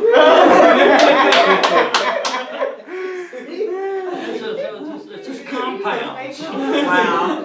Steve done snitched on the connect. You got 10 days, you get arrested, if you get a criminal, not criminal, but a civil suit against you for a real estate deal. You get sued for any kind of real estate, like we get sued every now and then. We won't give somebody their security deposit back. Well, they'll sue us. Well, as soon as that hits the door, I've got to write the real estate commission a letter, here it is, and then they'll send something back, say, well, when it's solved, or not solved, resolved, settled, whatever it is, let us know. And so as long as you the 10 days, that's what you gotta know, just let them know, and then let them know when it's over. Fees, a fee for everything. I got the blue. The stuff you've got to deal with right now, I've got underlined in blue. You'll get a temporary salesperson, that's $150. When you get your original, you do the recovery fund, the education fund, the criminal search, you'll do that when you make your application, that's $25. And you've got to do the fingerprint now. That's $75. I didn't put the 75 over there. 75 for what? Get your fingerprints done. It's $75? $75. But you have to go down to the real police station and everything. Well, actually, you go down on Highway 280 to a UPS center, I think, and they do it electronically. You can probably get it if you know somebody at the police station. And I don't want to just go on the police station. You mind fingerprinting me? Don't let anybody see though. No cameras. I go to UPS place. And then the broker license. So I gotta say about $320 for that. To get licensed originally, let's see, Yeah, at the After the 320. post license? you got 150 plus the 75. What's the 75? These you don't pay, with the criminal you pay that. So it's 25, that's 100, 250 is what you're gonna have to come out of pocket. When you gotta take the test, that's $75. I gotta start selling apartments. Well, I got a friend that sells pot, and you can find him. So fingerprint $75. $75, and that's new. They've only been doing that less than a year. I can find Yeah, because anybody. when I got mine, I only right to UAB police station and did mine. I think it was like $35 or something like that. It wasn't no $75. I know that. Well, That's steep. That's how much it costs to take the test. Yeah, Yeah. it is. and to me, I don't know, I don't understand. That's like $300. Like she just had a report here on somebody. They're gonna run a report on you. Your fingerprint, how's that gonna help? If you've got stuff out there, the fingerprints. I'd be scared to move. They got everything from head to toe. Cause color of my eyes and everything. Yeah. You just, you know. And this idiot was a contractor of mine, and he stole his file before he left, so I didn't have his 1099. So I went to the lady that's in our office, a private investigator, and I had his driver's license still. So she was able to get his social security number because he made money. I don't want to pay taxes on that. Shoot, I never really made screwed him over. Yeah, and we've got a tenant that works for an attorney, and that's her job is to find people. And she told me, said, you ever need anybody found, I can find them. They got an app now. What's it called? People find them. No, not even that. It's something else. It's called. But anyway, it's like public record. They got all the public record on everybody. Like it's like 99 cents. You pay 99 cents, and they give you all the public record on like anybody you want to search. Wow. for. But it's 99 cents per Yeah. search. And then you probably go open credit and That's a good idea. I'll screw him over. back up here for a minute for broker. Once you have been licensed, have your original license, that includes your temporary time. You've been licensed for 2 years. Then you can take the broker test. You gotta come, basically you go through this class again. This class? It's pretty much this class I am again. so ready to say I'm Same done. information. Well, we knock out stuff on how big is an acre, 'cause you should know that by then. We take out about 20%, and we add about 20% on trust fund accounting, managing people, that kind of stuff. But, 80% of it is pretty much the same thing you're doing right now. So you advise me not to throw this away once I Yeah, finish it? keep your notes. God. They didn't require a class until about 2 years ago. Okay. It was a 15-hour class, and it dealt with trust funds and money stuff. Yeah, well, there was a big rush right there, because you got to get it by then, or you start the 60-hour, and everybody rushed in and got the broker license. Wait a minute, it's a 60-hour class for the Yeah. broker license? Yeah. It is pretty much this class again. What? All right, how did we do? Identify the active, we've already got that. Define the procedures, qualifications for a license, got that. Temporary, original, y'all good with that? Describe the post-license requirement. How many hours is that? 30, and you gotta do it within how long? 6 months. 6 months, Exactly. if you're active. A year. A year if you're inactive, okay. Continuing education requirements, what are they? You have to do so many hours in 2 years. All right, how many hours of? 9. 36. All right, let's break them down. You've got 2 required courses. Those are what? 15. Risk management, 1 and 2. Then you've got 3 electives. 3 electives, so that's 9 hours. And that can be anything that's approved by the Real Estate Commission. So 9 hours, 15, or 15. You got a total of 15. Okay, 6 is risk management, okay. and then 9 as electives. And we'll actually, in post-license, we do one of the risk management classes as part of post-license, and do the negotiating class as part of post-license. So you get kind of a sample of it then. All right, qualifications for renewal. Your CE, and then pay them the money by when? August 31st. September. August 31st. Oh, August, yeah, that's right. End of August, pay them the money, and then finish the CE by the end of If September. you don't pay them by the end of August, then you get another $150. Yeah, they're gonna pop you for another 150. Bam, boom, pow. All right, the requirements for a reciprocal license, Law enforcement. Depends on. 6 hours. 6 hours of law. That's pretty much it, if you come from a reciprocal state. All right, that gets number 2. License status, number 3. Steps in transferring a license, fees, and we've already covered that. Inactive, we've covered. Recovery fund, we've covered. Oh, there's an exemption though. And reactivate your license and how a broker may withdraw or fire you.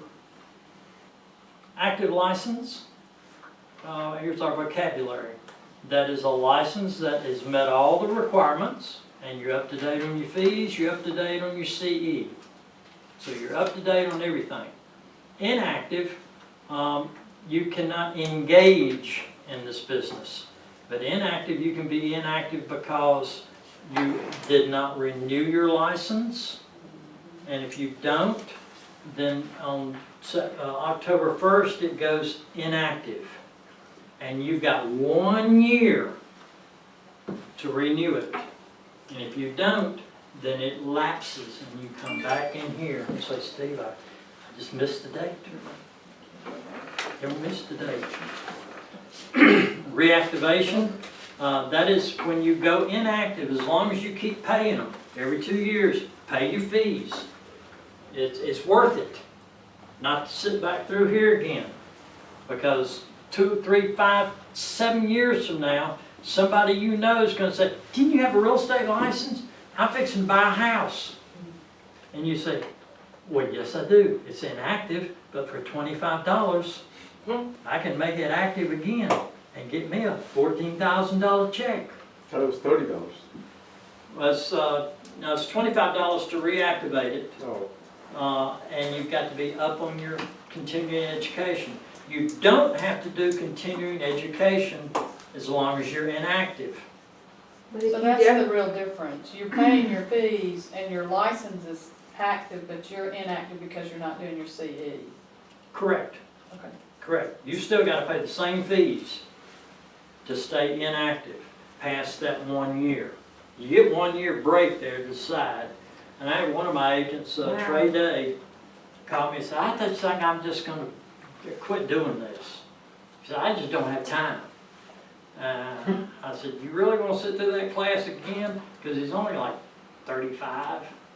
I said, you're going to have opportunities. You're going to buy and sell some houses in the next 30 years. And he said, okay, I'll do it one more time. And renewed it about 2 weeks later. A guy that he works with said, Trey, you still got a real estate license? And he said, well, yes, I do. I'm looking in Homewood. Ended up being a $700,000 sale. $700,000. You can't get anything in Homewood for No, under you can't. much less than that. Yeah, it's $700,000 Yeah. for a 60-year-old 1,200 square foot house. Buying the lot. And they don't look like You don't have a lot. buildings, but. And it was 2.5% commission on it. Oh my God. Quarter. That's a The big Terminating new ones. when he told me, I said, aren't you glad you renewed that license? Yeah. Yeah. When you think, oh, no, I'm not worth it. I don't want to pay that, $85 a year every 2 years. I don't want to have to do that. But it paid him. He's still got his license, and he's probably not going to let it go now. He's got enough money to pay it for Right. forever. Right. But when you're inactive and you decide that I'm gonna be inactive longer than a year, then you got all of this CE stuff building up over here. You don't have to, it's just when you've got to be up to date on your CE. Let's just say you went inactive, and now your cousin calls you and said, hey, can you help me buy a house? You say, yeah, I got to activate my license. Okay.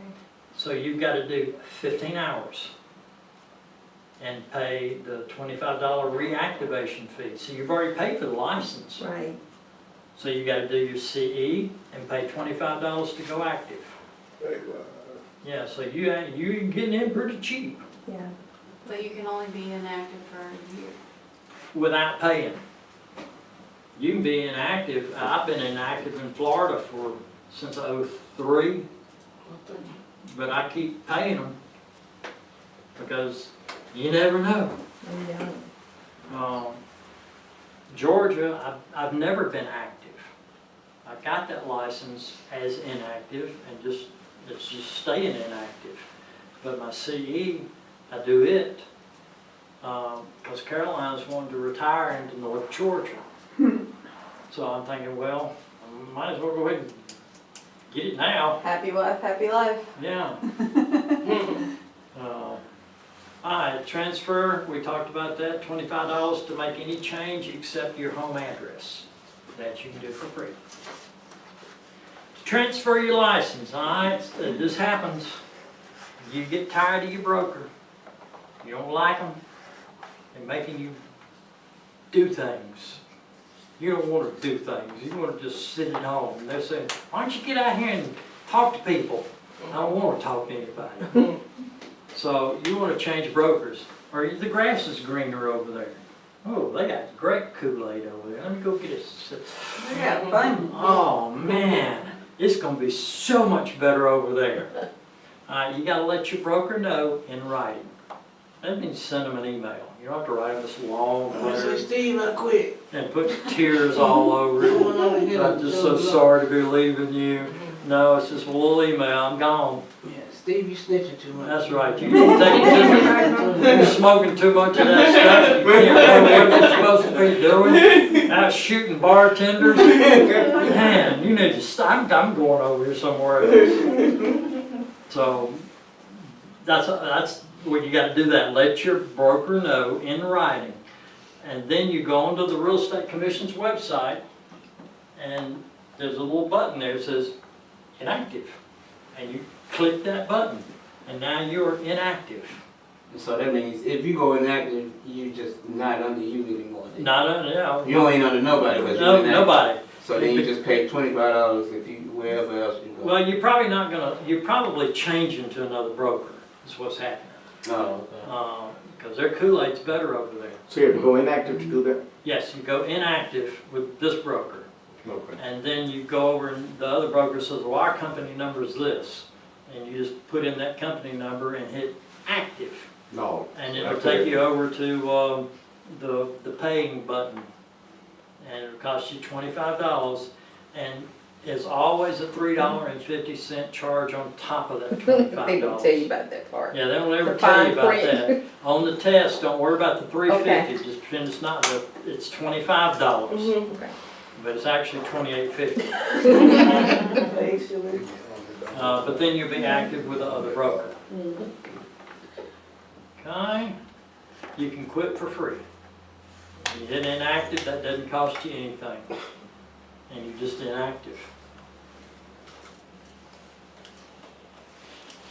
Okay, now, we talked about this earlier. The reasons you may be inactive. One is you did not pay your renewal. And October 1st came, and your license automatically went inactive.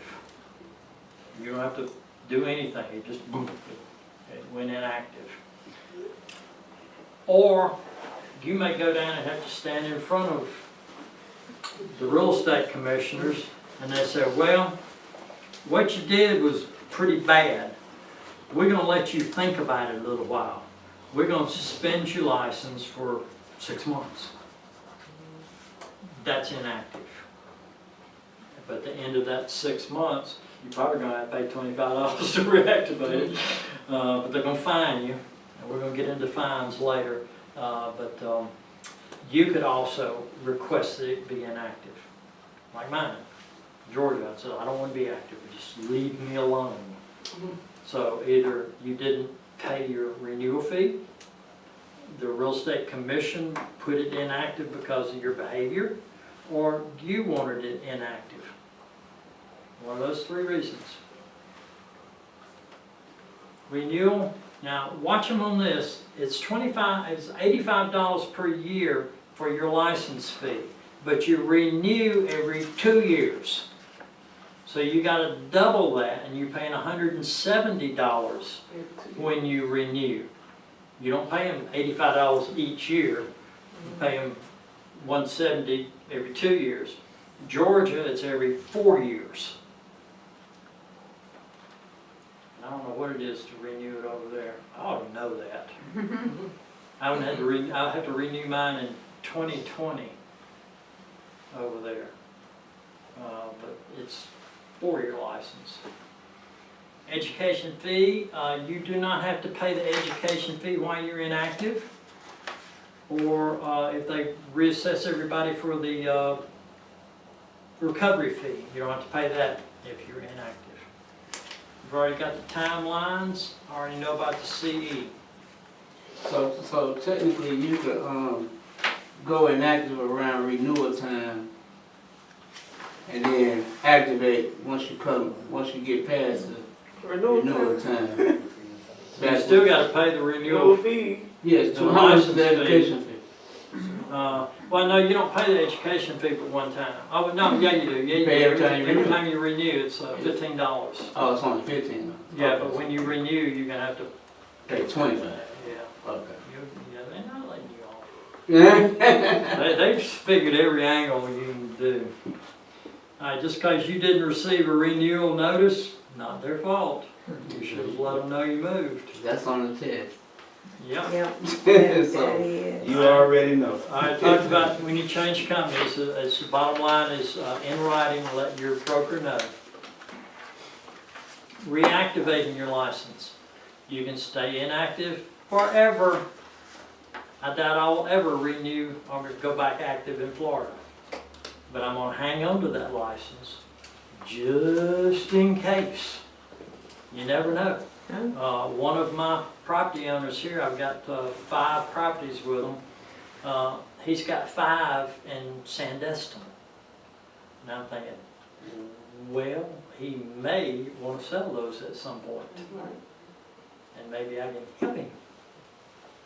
If you went inactive though, Florida, what would it take to get it back? In Florida, you have to do your CE down there even though you're inactive. You have to, every 2 years you have to do it, but it just be pay the reactivation fee, and that's probably $25 down there. But you pay the license fee every 2 years, and you do. There is 14 hours of CE, and theirs focuses on what has changed in the last 2 years. Look at this, and then they give you a little test, and you're through. Well, in fact, when you get a book, they send you a little book, and you look at the test, and you go back here and start reading through the material. Oh, there's that one. Oh. There's that one. You can do your 14 hours in about 2 hours, and then click, you're done. All right, got that. Inactive, talked about why. Not many people have already covered that. Got to start over. Can stay inactive, got to pay, and pay, and pay, and pay. Temporary and original license. I believe we've covered most of this, but let's just see. New licensees get a temporary license, and then you've got 6 months if you want to be active to do your post license. It expires if you don't.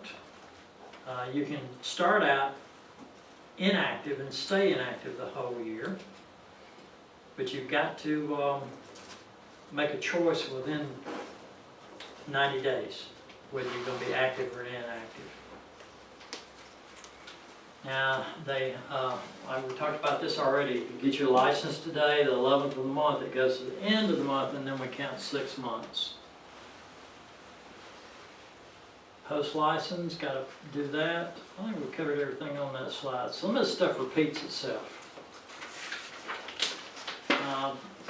All of these, I think I told you this, if you're in the slideshow mode, these links are active. They're not active if you're just in the PowerPoint mode. All right, terminating the qualifying broker. If the broker doesn't want an agent with them, it works the same way as the agent doesn't want to be with a broker. You send them an email saying, I don't want you around here anymore. Quit coming around here. Every time you come around, all you doing is eating my cookies, drinking my coffee, and you never do anything. You use up desk space. And you've been here 3 years, I haven't done a transaction. That's what you may say. Goodbye. He just was paying out money anyway. You Yeah. paying $180 a year every 2 years. So the broker is the same way. You can just go on the Real Estate Commission site and click inactive. And you can inactivate that agent. And you send them an email saying, you know, we're not working together anymore. Works the same way, going another way. Notify them in writing, which is email. Now, return the license to the Real Estate Commission. I don't think you have to do that anymore because everything's electronic now. A lot of these rules were written when we just used paper. So I don't think you actually have to mail it back to them anymore. I've never mailed one back to them, except I had an agent that died. And they wanted me to print her death notice and put it with her license and mail it to them. See, the Black Widow. Well, it was sad, 'cause I felt this woman, she was a lieutenant colonel in the Army, done 2 tours in Iraq, came back here and retired, got her real estate license and was dead 8 months later. Wow. And I'm thinking, that is just awful. Now, you got killed over there, you know, you'd be a hero. Here you died of a heart attack, out showing property. Stress travel. Could have died there of a heart attack, it'd been better. I felt so bad about that. Alright. Recovery fund, we've already whipped that one. What is this? Evidence of transfer. Used to everything, it was snail mail. You know, this was written in 1951. They didn't have email and all that kind of stuff. Yeah. With real ponies. It says certified mail. I don't know that they'd test you on any of this. Do you remember anything about certified mail on the test? No, 'Cause I think everything, we're in email now. I never seen anything in reference to the mail. It talked about the recovery fund. And if, like, you knew the difference between Reciprocal Recovery Fund and recash. And it may have something in there relating to one of those terms, so you had to identify which one it was. Okay. But never about the mail itself. Yeah, I didn't see I think that. this is kind of old stuff here, but it was certified mail. All right, certified receipt, this is about, you know, proving that you left this company and you're going to work over here. But if there's a question about it, just say it's got to go certified mail. Changing brokers and the fees. Alright, we got all that. In fact, I think we had a lot of this back in the other material. That's just the link to their piece on it. Alright, got any questions on transferring a license? Who we got to notify? Current broker. And then go on the website, go inactive. And then you're going to go active back with the new broker, and it's going to cost you $25. You keep saying new broker, so if we go inactive, we can't come back to you, huh? I have had agents that thought the grass was greener over there and came back I'm to me saying- a couple of years later. I thought you meant like, if you going inactive, we ain't gonna come back here, go, make sure you got a new one in mind. No, I'm not that way. I'm just messing. I'm not that way. That's good. Never say no to Hunt you money. down. Well, things change. You know, you think, well, you go to, well, I had Karen Daly's one. Mark's Yeah. Karen. Karen's license was with me for, I don't know, 6, 8 years. And her daughter wanted to be with Keller Williams Right. because they've got all this recruiting stuff at Keller Williams where you get money based on how many people you bring into the company. And she said, well, I can bring a lot of people in there. So Karen moved her license over there, so her daughter would be under her. Right. So anybody her daughter recruited, Karen would get money on. Sound like a pyramid scheme. It'll work. Doesn't it? So some Amway, huh? How many people they recruit so far? I was there for about a year and never recruited anybody. I Oh, was, you work with them too? I was a 42nd Keller Williams agent in Birmingham. What So, is so it? do you have any recruitment thing? I And know, right? Harvard Shouldn't that be? Because, No. because I got one. you gotta I was looking on my own anyway. Whatever. I was gonna go. You were gonna go to some garbage real estate broker and take that Well, class. the main thing you want to look for in a broker is the broker going to help you? Yeah, that's Are they going to guide you? They're going to help you? You know, will they meet you here and help you do contracts? Right, right. Can they train you, or are they, you know, a part-time broker? And they're brokers in this. That's you know, this is their second job. Listen, this is the best deal smoking right here. Steve is the best thing since sliced bread. Now he's gonna ask for commission, watch out. You get free post license, free CEs. You can't get that nowhere else. Just saying, I just try to $30 treat a client. everybody right. Right. And if you need help, I'll go out with you to show properties. That's the man right there. He came to Whatever my you open need. house. I know Steve, I And know. if you think, but people will. He ain't gonna slap you Then like they a got a regular friend that works at person. Keller Williams, a friend that works at this one.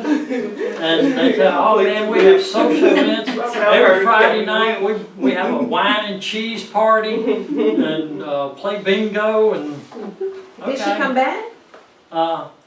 No, not yet, she hadn't, but she Not will. yet. Yeah. She will, because she's Yeah. paying them about $125 a month just to have her license there. With them? Just last, okay. Yeah. And they got fees whether you're doing anything or not. Fees. Wow. You don't have those fees, do you? No. So that's about 3.5 months. Wow. All right, quarter now, we got 30 minutes. Let's see what else we can knock out here. 30 minutes. Seems like we've been here all night. What happened at 9 o'clock? Can I ask you something? When is the last day of the class?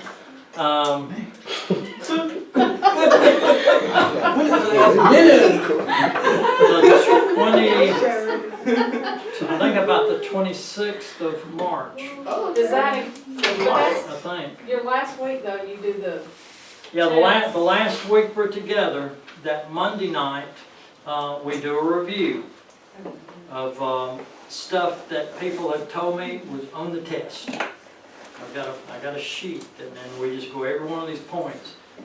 Like, you've told me stuff, Yeah. this is on the test. Well, we're gonna make sure you square on all that stuff, because people have said, this is on the test. So we're gonna talk about it one more time. And then Thursday night of that week, we'll do another review, just a broad review. Now, that Thursday night, we're gonna have to move. I'm not gonna be here that Thursday night. Y'all might wanna come in here and do it by yourself, but, I gotta be in Montgomery that night. That ain't, And then we'll meet that Saturday for an all-day, Is that the 30th of March? maybe. How are we supposed to plan our vacations and Harder go class, vacation, you're just not taking spring break. vacation. Spring break. I'll be at Mardi Gras on the 5th. We'll meet all day that Saturday. So, cause y'all are gotten right to the end of it. We'll review, and then Saturday, a big review. So And today then is if 3. y'all want to come back Sunday and review some more, we'll do that. Well, when do you give the sample test? Whenever you're ready. That We're Saturday? Yeah. So this will be the end. If you don't want to do the review and want 3 to just weeks. jump into the test, 4 I'm weeks. good with that. But most the way it usually works is we do all day review Saturday, and then Sunday they'll come in and do the test. 6 weeks. Some may want to review That's some right. more. I'm good with that. Whatever y'all need. 10 weeks, right? I'm gonna drag y'all So across the 6 finish hours. line. They were supposed to finish That's on what I that. said. That's what I gotta do. I gotta drag you, because you're gonna be fighting and kicking all the way. I'm not ready. I don't wanna do this. I don't wanna study. I'm tired of studying. We gotta make an 80 on yours. 80 on We got one mine. more week then. And you be ready for it. You'll let you take it So- again. You'll let you take it again. Oh, okay. How Yeah. much does it cost to take the second one? My test is It's no cost on mine. Mine's because you're not gonna pay it one time anyway. You should put a fee on February it to motivate Well, people. I'll tell y'all a secret about the test. What's the secret? The secret about the test, the stuff we went over at the beginning of So right now class, we Yeah. at 12. that's your test. So this. So if you're doing your homework Right. and you've done the 24. questions on the homework, Right? you're gonna see them again on the midterm, and you're gonna see them again as the It's final. only the second week.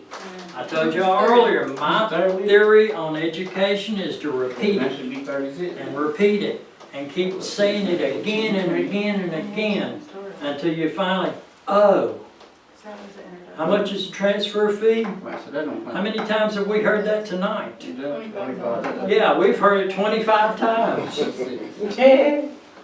But that's how you learn. You can't just read this stuff one time and go take the test. No. You gotta read it, study it, and then test on it. And my homework Sometimes that's it. is the test. We had two classes, these classes 3. Alright, moving on. Oh, I'm adding a week.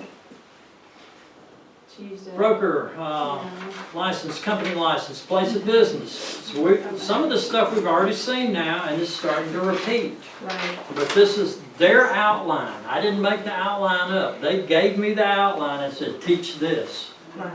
So I identify requirements for opening and operating a real estate brokerage office. Qualifying broker responsibilities, relocating, terminating, qualifying an associate broker, we've talked about that. Where may a salesperson serve as a qualifying broker? Fees, more fees, activities, staff. All right. Got to maintain a place of business. Now, if you are in a city, you've got to be in a commercial zoned area, in a building with telephones, signage, and way to get in. That's not part going through another business. Those are your requirements. Now, if you're in a rural area, you can operate out of your home. But you still have to have a separate entrance for that, signage, phones. You cannot have any salespeople. But if you're in a rural area and you're in a commercial building, then you can have salespeople. If you're handicapped, you can be in the city and work out of your home. No salespeople Is that new? though. No. So what does it do you any good to be a broker with no salespeople?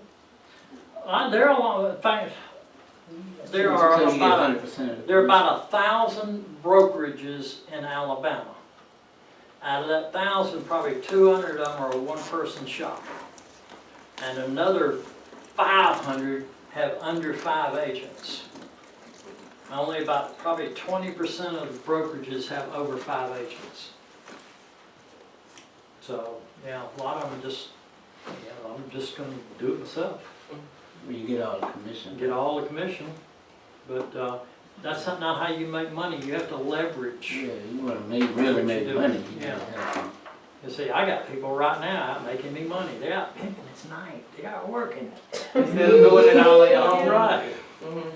I don't, you can only work with your hands. Right, And there's only so much you can do with your hands. but having more people that Having expand more people. and, yeah. So after 2 years in the business, you've had enough transactions to where you see how this works. Right. And you say, okay, all I gotta do is take the broker course and I'll have my own company. And I already know 3 people that said, hey, if you ever be a broker, I wanna be with you. Cause you'll be doing that. Right. And I'm gonna help you. I'll never hold you back. My job is to get you going, make you be all you can be. When you get your broker's license, your salesperson license go inactive. Right? Goes inactive. Okay. And you do not have to pay the, An what's active that? fee, Yeah, that fee. You don't have to pay that fee again. What was the fee? $25 for the salesperson. Uh, Renewal, The recovery. No, the recovery, yeah, recovery, there it is, $30 recovery Once you fund. pay it in, you pay it in. Once you pay it one time, you don't have to pay it again unless it drops below 500,000. Okay, now, down at the bottom, broker responsibilities for the office. One location, one qualifying broker. If I wanted a location in, say, Alabaster, I can go down there and rent a building, but I cannot run it from here. I have to hire a broker. Would that be an associate broker or another? Well, they would be a qualified qualifying broker For for that that location. location.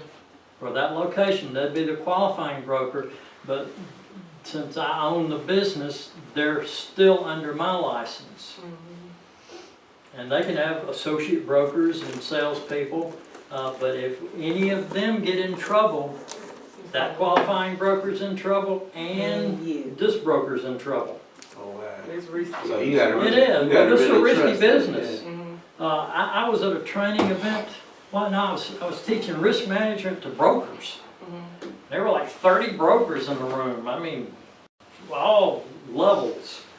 And I told them, I said, I got 25 salespeople, and I said, why would you do that? Because, you know, I'm bringing people in just like you that don't know what you don't know. And you can get in trouble. That's why you need a broker that's gonna work with you, and you can come to them and say, here's what we're doing, you know, what do I need to do here? Because I don't wanna go down there and stand in front of the real estate commission and say, she didn't do this right, because the first thing they're gonna say, sounds like a lack of supervision. And they don't like that either. So it's kinda crazy they hold you responsible They do. for another qualifying broker.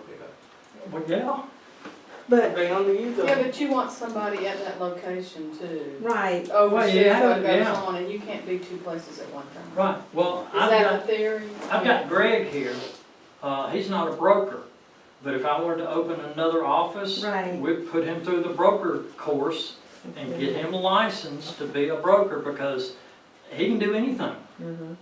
He runs my property management, he negotiates, he does leases, he does contracts. He knows how to handle it. He was a manager at the post office. Oh, Lord. Yeah, he knows how to manage people way better than I do. Do you have any brokers that work in your agency? 2 or 3 maybe. Lehman's a broker. Donna wants to get a broker's license. I think most of the rest of them are salespeople. But see, that's what I do. I bring you in, train you up. You're not gonna be with me forever. In fact, I'm only gonna be here 2 more years. You see, he keeps He saying said, 2 oh, years. 2 more years. Steve said Top that, of Caroline. Steve said that 2 years ago. Just about the time y'all be ready to be brokers. One of y'all can buy this company. I'm He gonna been keep selling, he been selling the company for. Well, actually, it'd be 2 pieces, and it's based on cash flow. Cash flow Capitalize the multiplied cash by- flow. Cash flow multiplied by, Well, the property management part, it sells for the 1 year's management fees. okay. And we took in $1 million this year in rent, so we had $100,000 in management fees. Okay. So the property management part would sell for 100. Write me a check, and I'll walk out tonight. tonight. And my 2 years will turn into 2 more minutes. Let me check with my higher authority. There we go, look at I have that. a question as far as the said, the how you broker fees. Huh? You Is said there your a house big you gonna difference buy, in didn't being you? a broker No, or regular? that's my The wife money. Are license. you crazy? No. Crazy, you make it worse. Yeah, That's nuts. well, Money your don't belong license, to Just give her one of them rings and just broker's go. license is $95 a year. Yeah. How's it gonna belong to me? Oh, I need Only- celery. Yeah, only So difference. that- Oh, you can sell your- Nobody Okay. other than see. No, now that we're here, what else can we do? I need no part of Company it. license, I got Oh, 6 but licenses. I got you covered. Okay, Just cool. hire. I don't have. Yeah, that's $200 a pop. Yeah. I got a little Just baby. hire. Yeah, the higher risk, way higher I'll risk. sell it for you. And see, because when you It was get about your license, 10,000. you're gonna bring a It's piece of really paper good in here. quality. They're gonna And leave it's it. gonna Everything say, in place. I believe this Tell me what person you to want for be it. trustworthy Okay. and competent. Matt, and I signed right Man, my underneath mama there. passed away and he went on social And then you security. go down to the and bar my and shoot mama. the bartender. It was over with. And I come back. I didn't know. My husband, for real. So I did Yeah. all my stuff on the other side of the house the other day. I'm taking a lot of risks, but see, It gotta be more than that. my goal is to train the No, you next don't want to talk about my generation. dead mama. That's why I'm here. People go through. I can retire, I can already I retire. put it in the front. But I want to help the next group. Remind me your name. China. And this is. Yes, most people of this group right here, half of you will never pass the I need test. a car too. That's just statistics. He said that this group right here, half And That's of the number. half, 2 years from now, only Oh, 3 I of need them to take still care be of in the that. business. Because they're not gonna put the effort into it to go find and get that pipeline going. What's your This is phone number? easy, Just keep it in there and I'll just low text you. paying work, Or if that's okay. hard, high paying work. It's It's up to you. Just like the studying part. I'll You just put want that to bed in the pass house this, you're already. gonna study. Alright, let's knock some more of this out before y'all turn me into the real estate commission. Never. Alright, here we go, opening a real estate brokerage. Alright, y'all been through this class, it's 2 years under me, and y'all said, hi, this is the easiest, why do you get paid 20% of my money? I wanna keep my 20%. Yeah, let me take your job and I'll get 20% of everybody else's money. I'm gonna go open my own store. Yeah, open my own store, that's exactly what we're gonna do. I want you to. I want you to learn and earn and then grow. But to do that, you've got to pass the broker test. And then there's a one-page form on the Real Estate Commission site. You print it off, fill it out. I'm gonna be a broker at this address. And send it to them, along with the fee. I can't remember, I think it's probably $100. I don't even know what the fee is. But there's a fee, you can bet on that. So you make that application, and then you gotta have, we've already talked about Commercial rural or location. city. Building sign. If you sign, if it's allowed. Like here, we've got one out at the street. Where we were up here behind the bank, we couldn't put one out. We couldn't put one on the building. They wouldn't allow it. The Real Estate Commission realizes that, so if you can't put one there, they're okay with that. But you gotta have one at the door, if that's the case. Okay, broker responsibilities for the office. I told you I paid them $700 to move all the licenses that were here. So you divide 700 by 25. How many licenses is that? 28. 28 licenses that we moved. That was salespeople plus the company, 25 for the company too. And then you cut a deal with the people that make the cards, right? Well, you throw the old cards away because they got the wrong address on them. Who do you get to do your? So you Pete's print reimbursing us for that? does our stuff. I've been dealing with Pete since The Hayes School. he first went into business, same time I did. And we kind of learned on each other. First signs he printed me. Really? Oh, Yeah, but he charges $75 for a box. I can get him off Vista Print for 25. Just gotta get that logo though. Dang. Just gotta match his. we use a single sign. We're getting off topic here, but that's It's all right. okay. We're tired anyway. We use a single piece of plastic. No, just Printed on on both both sides. Uh-huh. That's $14. That's a good price.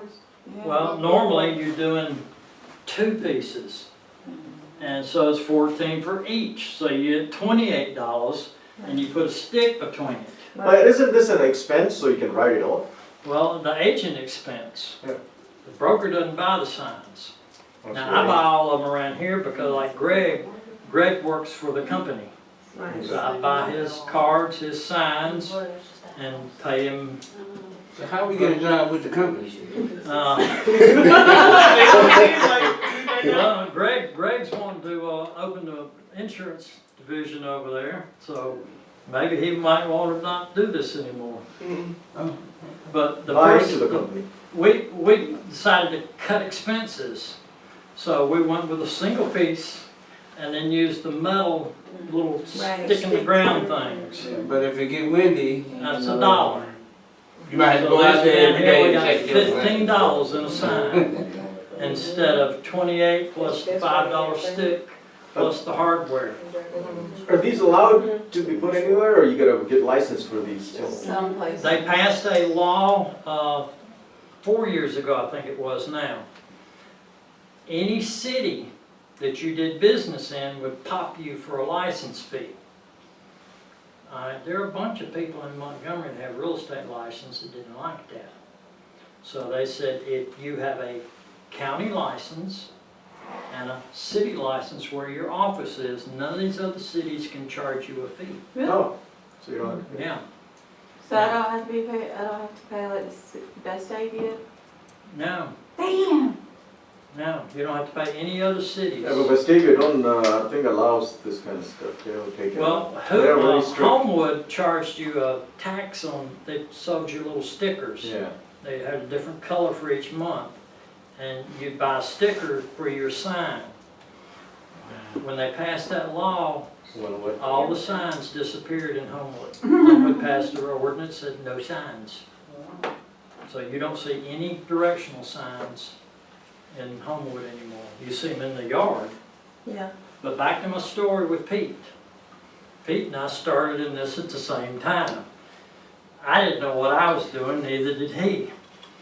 First listing I got, we didn't have any signs, anything, we had cards. And went to Pete and I said, we need one sign. I don't know if we're gonna make it. And he said, what size you need? And I said, I don't know, what size are they? He said, I don't know, some get them this big and that. I said, okay, give me one 2 feet by 3 feet. He said, okay. So he printed it, it's like a billboard. The wind would get this thing, push it around. But then I ordered some signs this size, one side, and the first ones he did, he printed this way. Because see these little holes in here? Those wires poke up in the holes. And the first batch they printed for me, they printed with the holes on the side. There was nothing. Oh, yeah. You couldn't even hold it. Yeah, there was no way to use them. But at that time, we were only buying them like 3 at a time. And now I get like, these I usually get like 5 sales and 5 rentals, and we'll do that maybe every 6 or 8 weeks. We'll order another batch. And you you change. You have a brand. Our brand is the little red. Everything you see with us got the little red around it. That's our brand. I wanted to cut these off, and I thought that's just too much work. Maybe when you retire, you can do that. I can go in the sign business. Let's knock out a little more of this so we can go home. I'm ready to go home. My mom woke me up Saturday morning about 4 o'clock. I think I'm having a heart attack. Oh, God. I need to call 911. Oh, God. Just when you say that, that's tiring right That's there in enough right itself. there. Just hearing it is tiring. You like, And oh it's my 4 God. o'clock in the morning now, on Sunday morning. And I said, well, she's sitting up, got her sitting up on the bed, and I said, can you walk to the car? And she said, I think so. I said, well, let's try it. So we walked her to the car and took her down to St. Vincent's, and I've been there since 4 o'clock Sunday morning. Is she okay? Well, they decided it wasn't a heart attack, but she said it feels like there's a bowling ball here, and now they're thinking a blood clot in her lung. They've been putting her on heparin they've gone through bags of that. How old is she? 89. But her shoulders were hurting real bad the night before this happened.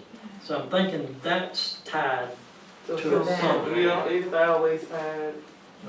But I left her down there about 3 o'clock today. I said, I got to go to work. Yeah.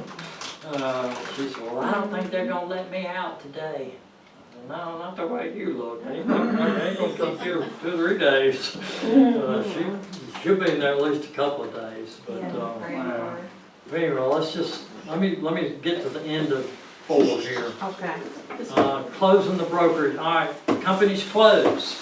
I bought a company 2 years ago, so he closed. He had to deal with the earnest money, security deposit money. He was holding all that. So he had to account for all the security deposit money and write me a check for that, which I put into our security deposit account. He still has to hold all of his records for 3 years. And it's been over 2 now, coming up on 3 years. But that's pretty much what you do. You tell the real estate commission I'm closing, and you may have transactions that are not done, not gone to closing yet. They're okay with that. That's called a winding down period. But you've got to account for the money that you hold, other people's money. You got to give it to somebody, or you bringing in a new broker. You're going to buy my company? I will. Then we have to account for the money and hand it off to you, and then you're responsible for it from then on. All right.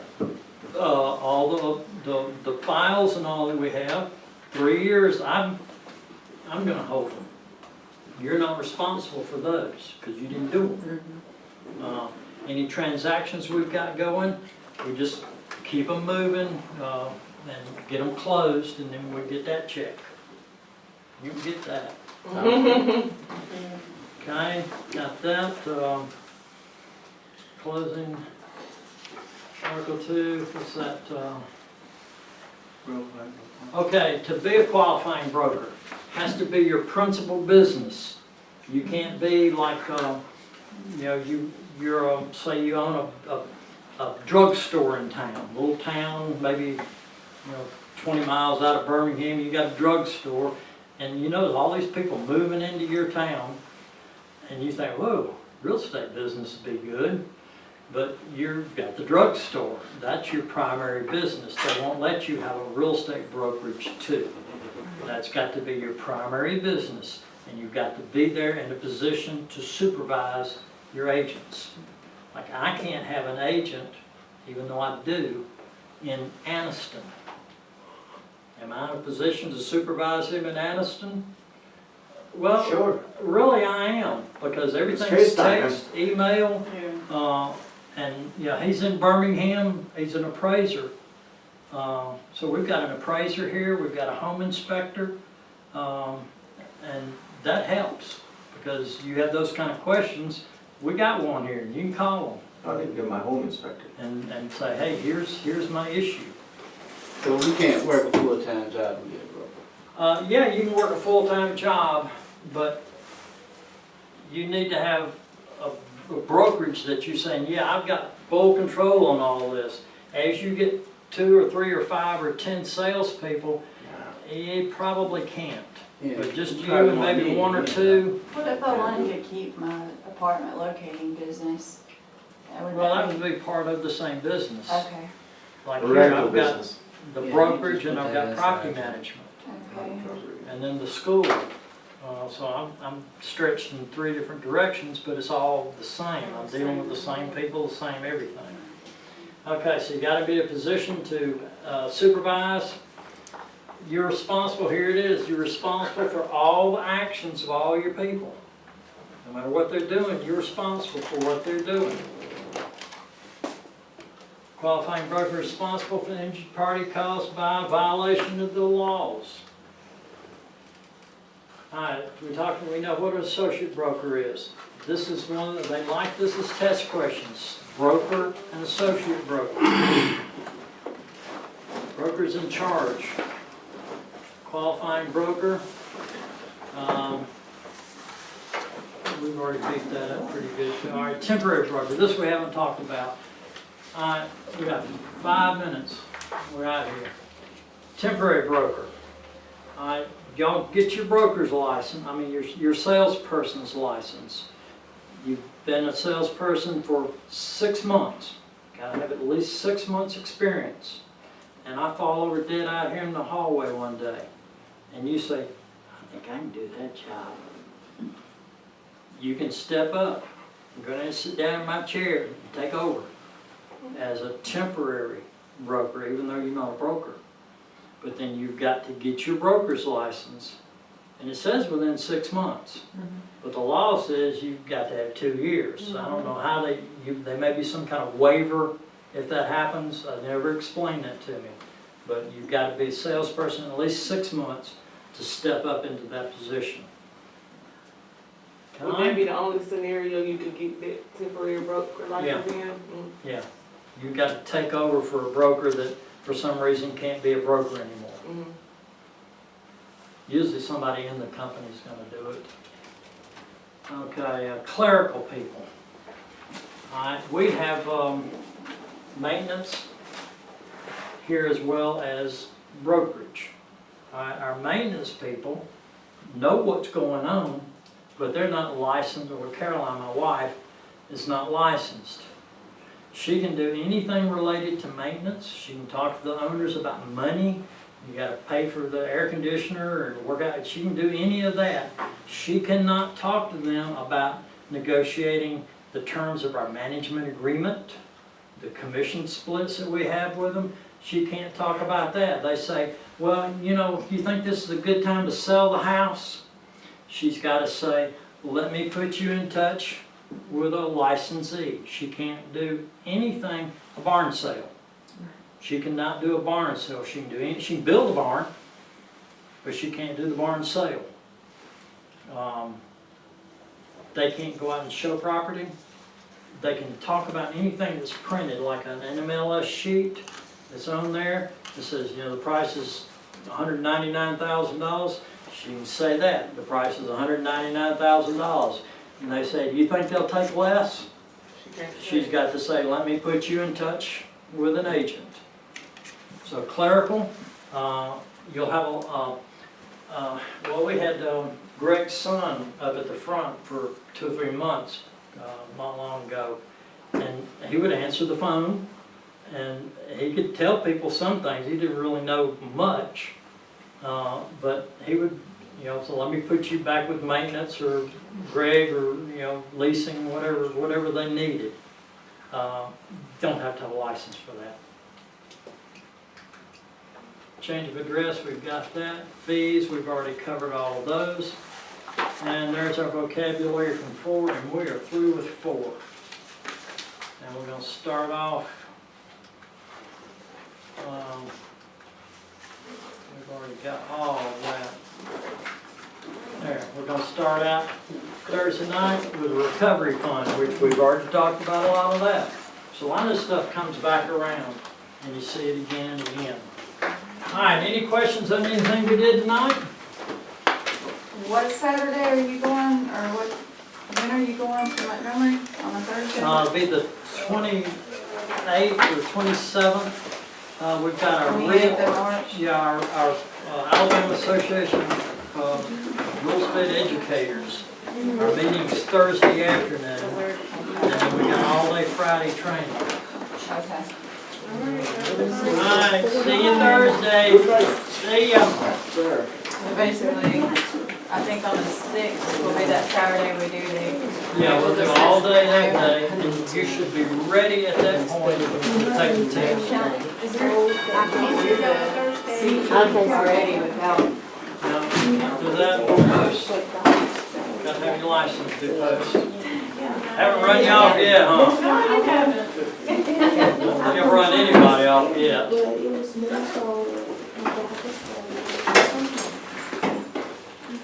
Okay, get out of my Alright, Joe. costume.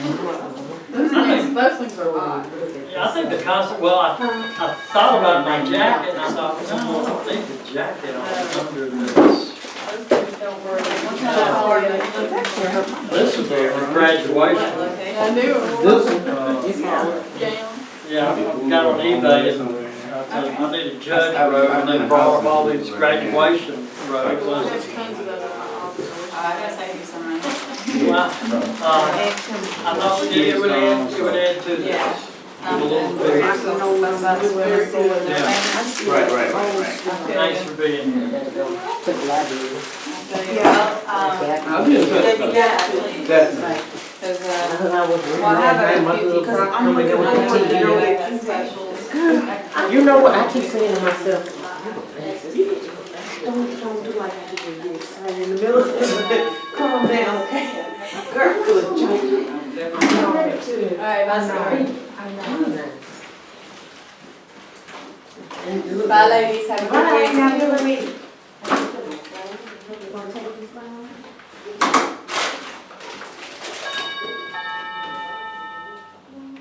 How do we even go fishing go? Haven't met him yet. I probably will eventually, but 'cause I've got what he wants, he's got what I want. I'll tell him I got what he wants too. Put it together.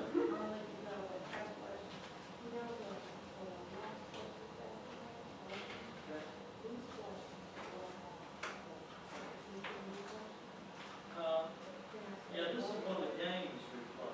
The license law game. We haven't done that yet, but yeah, the same, we've been using the same stuff. My intern's supposed to come in at 11. Asked her to stay in Yeah, late. but they changed the outline. I'm trying to get her trained one of the guys. That's fine. Just call me if I pick up on the customer, just leave a message. Just sometime. Do you text him? Yeah, just text me. Yeah. Yeah, text, just text me. I don't get interrupted and say. No, that's fine. Busy. It's just, you know, sometimes I Okay. catch over. Alright, yeah. Be careful. I will, and if I could just find my key. I know. We can sat in here so long, kinda like lose it. Yes. Bye, beautiful. I'll see you on Okay. Thursday. Okay.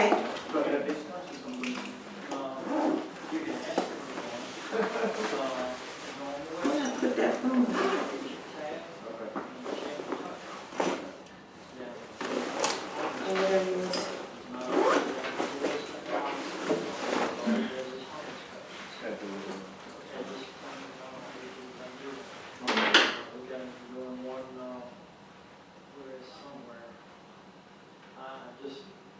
One of my agents stay in, what's that, $600,000 house?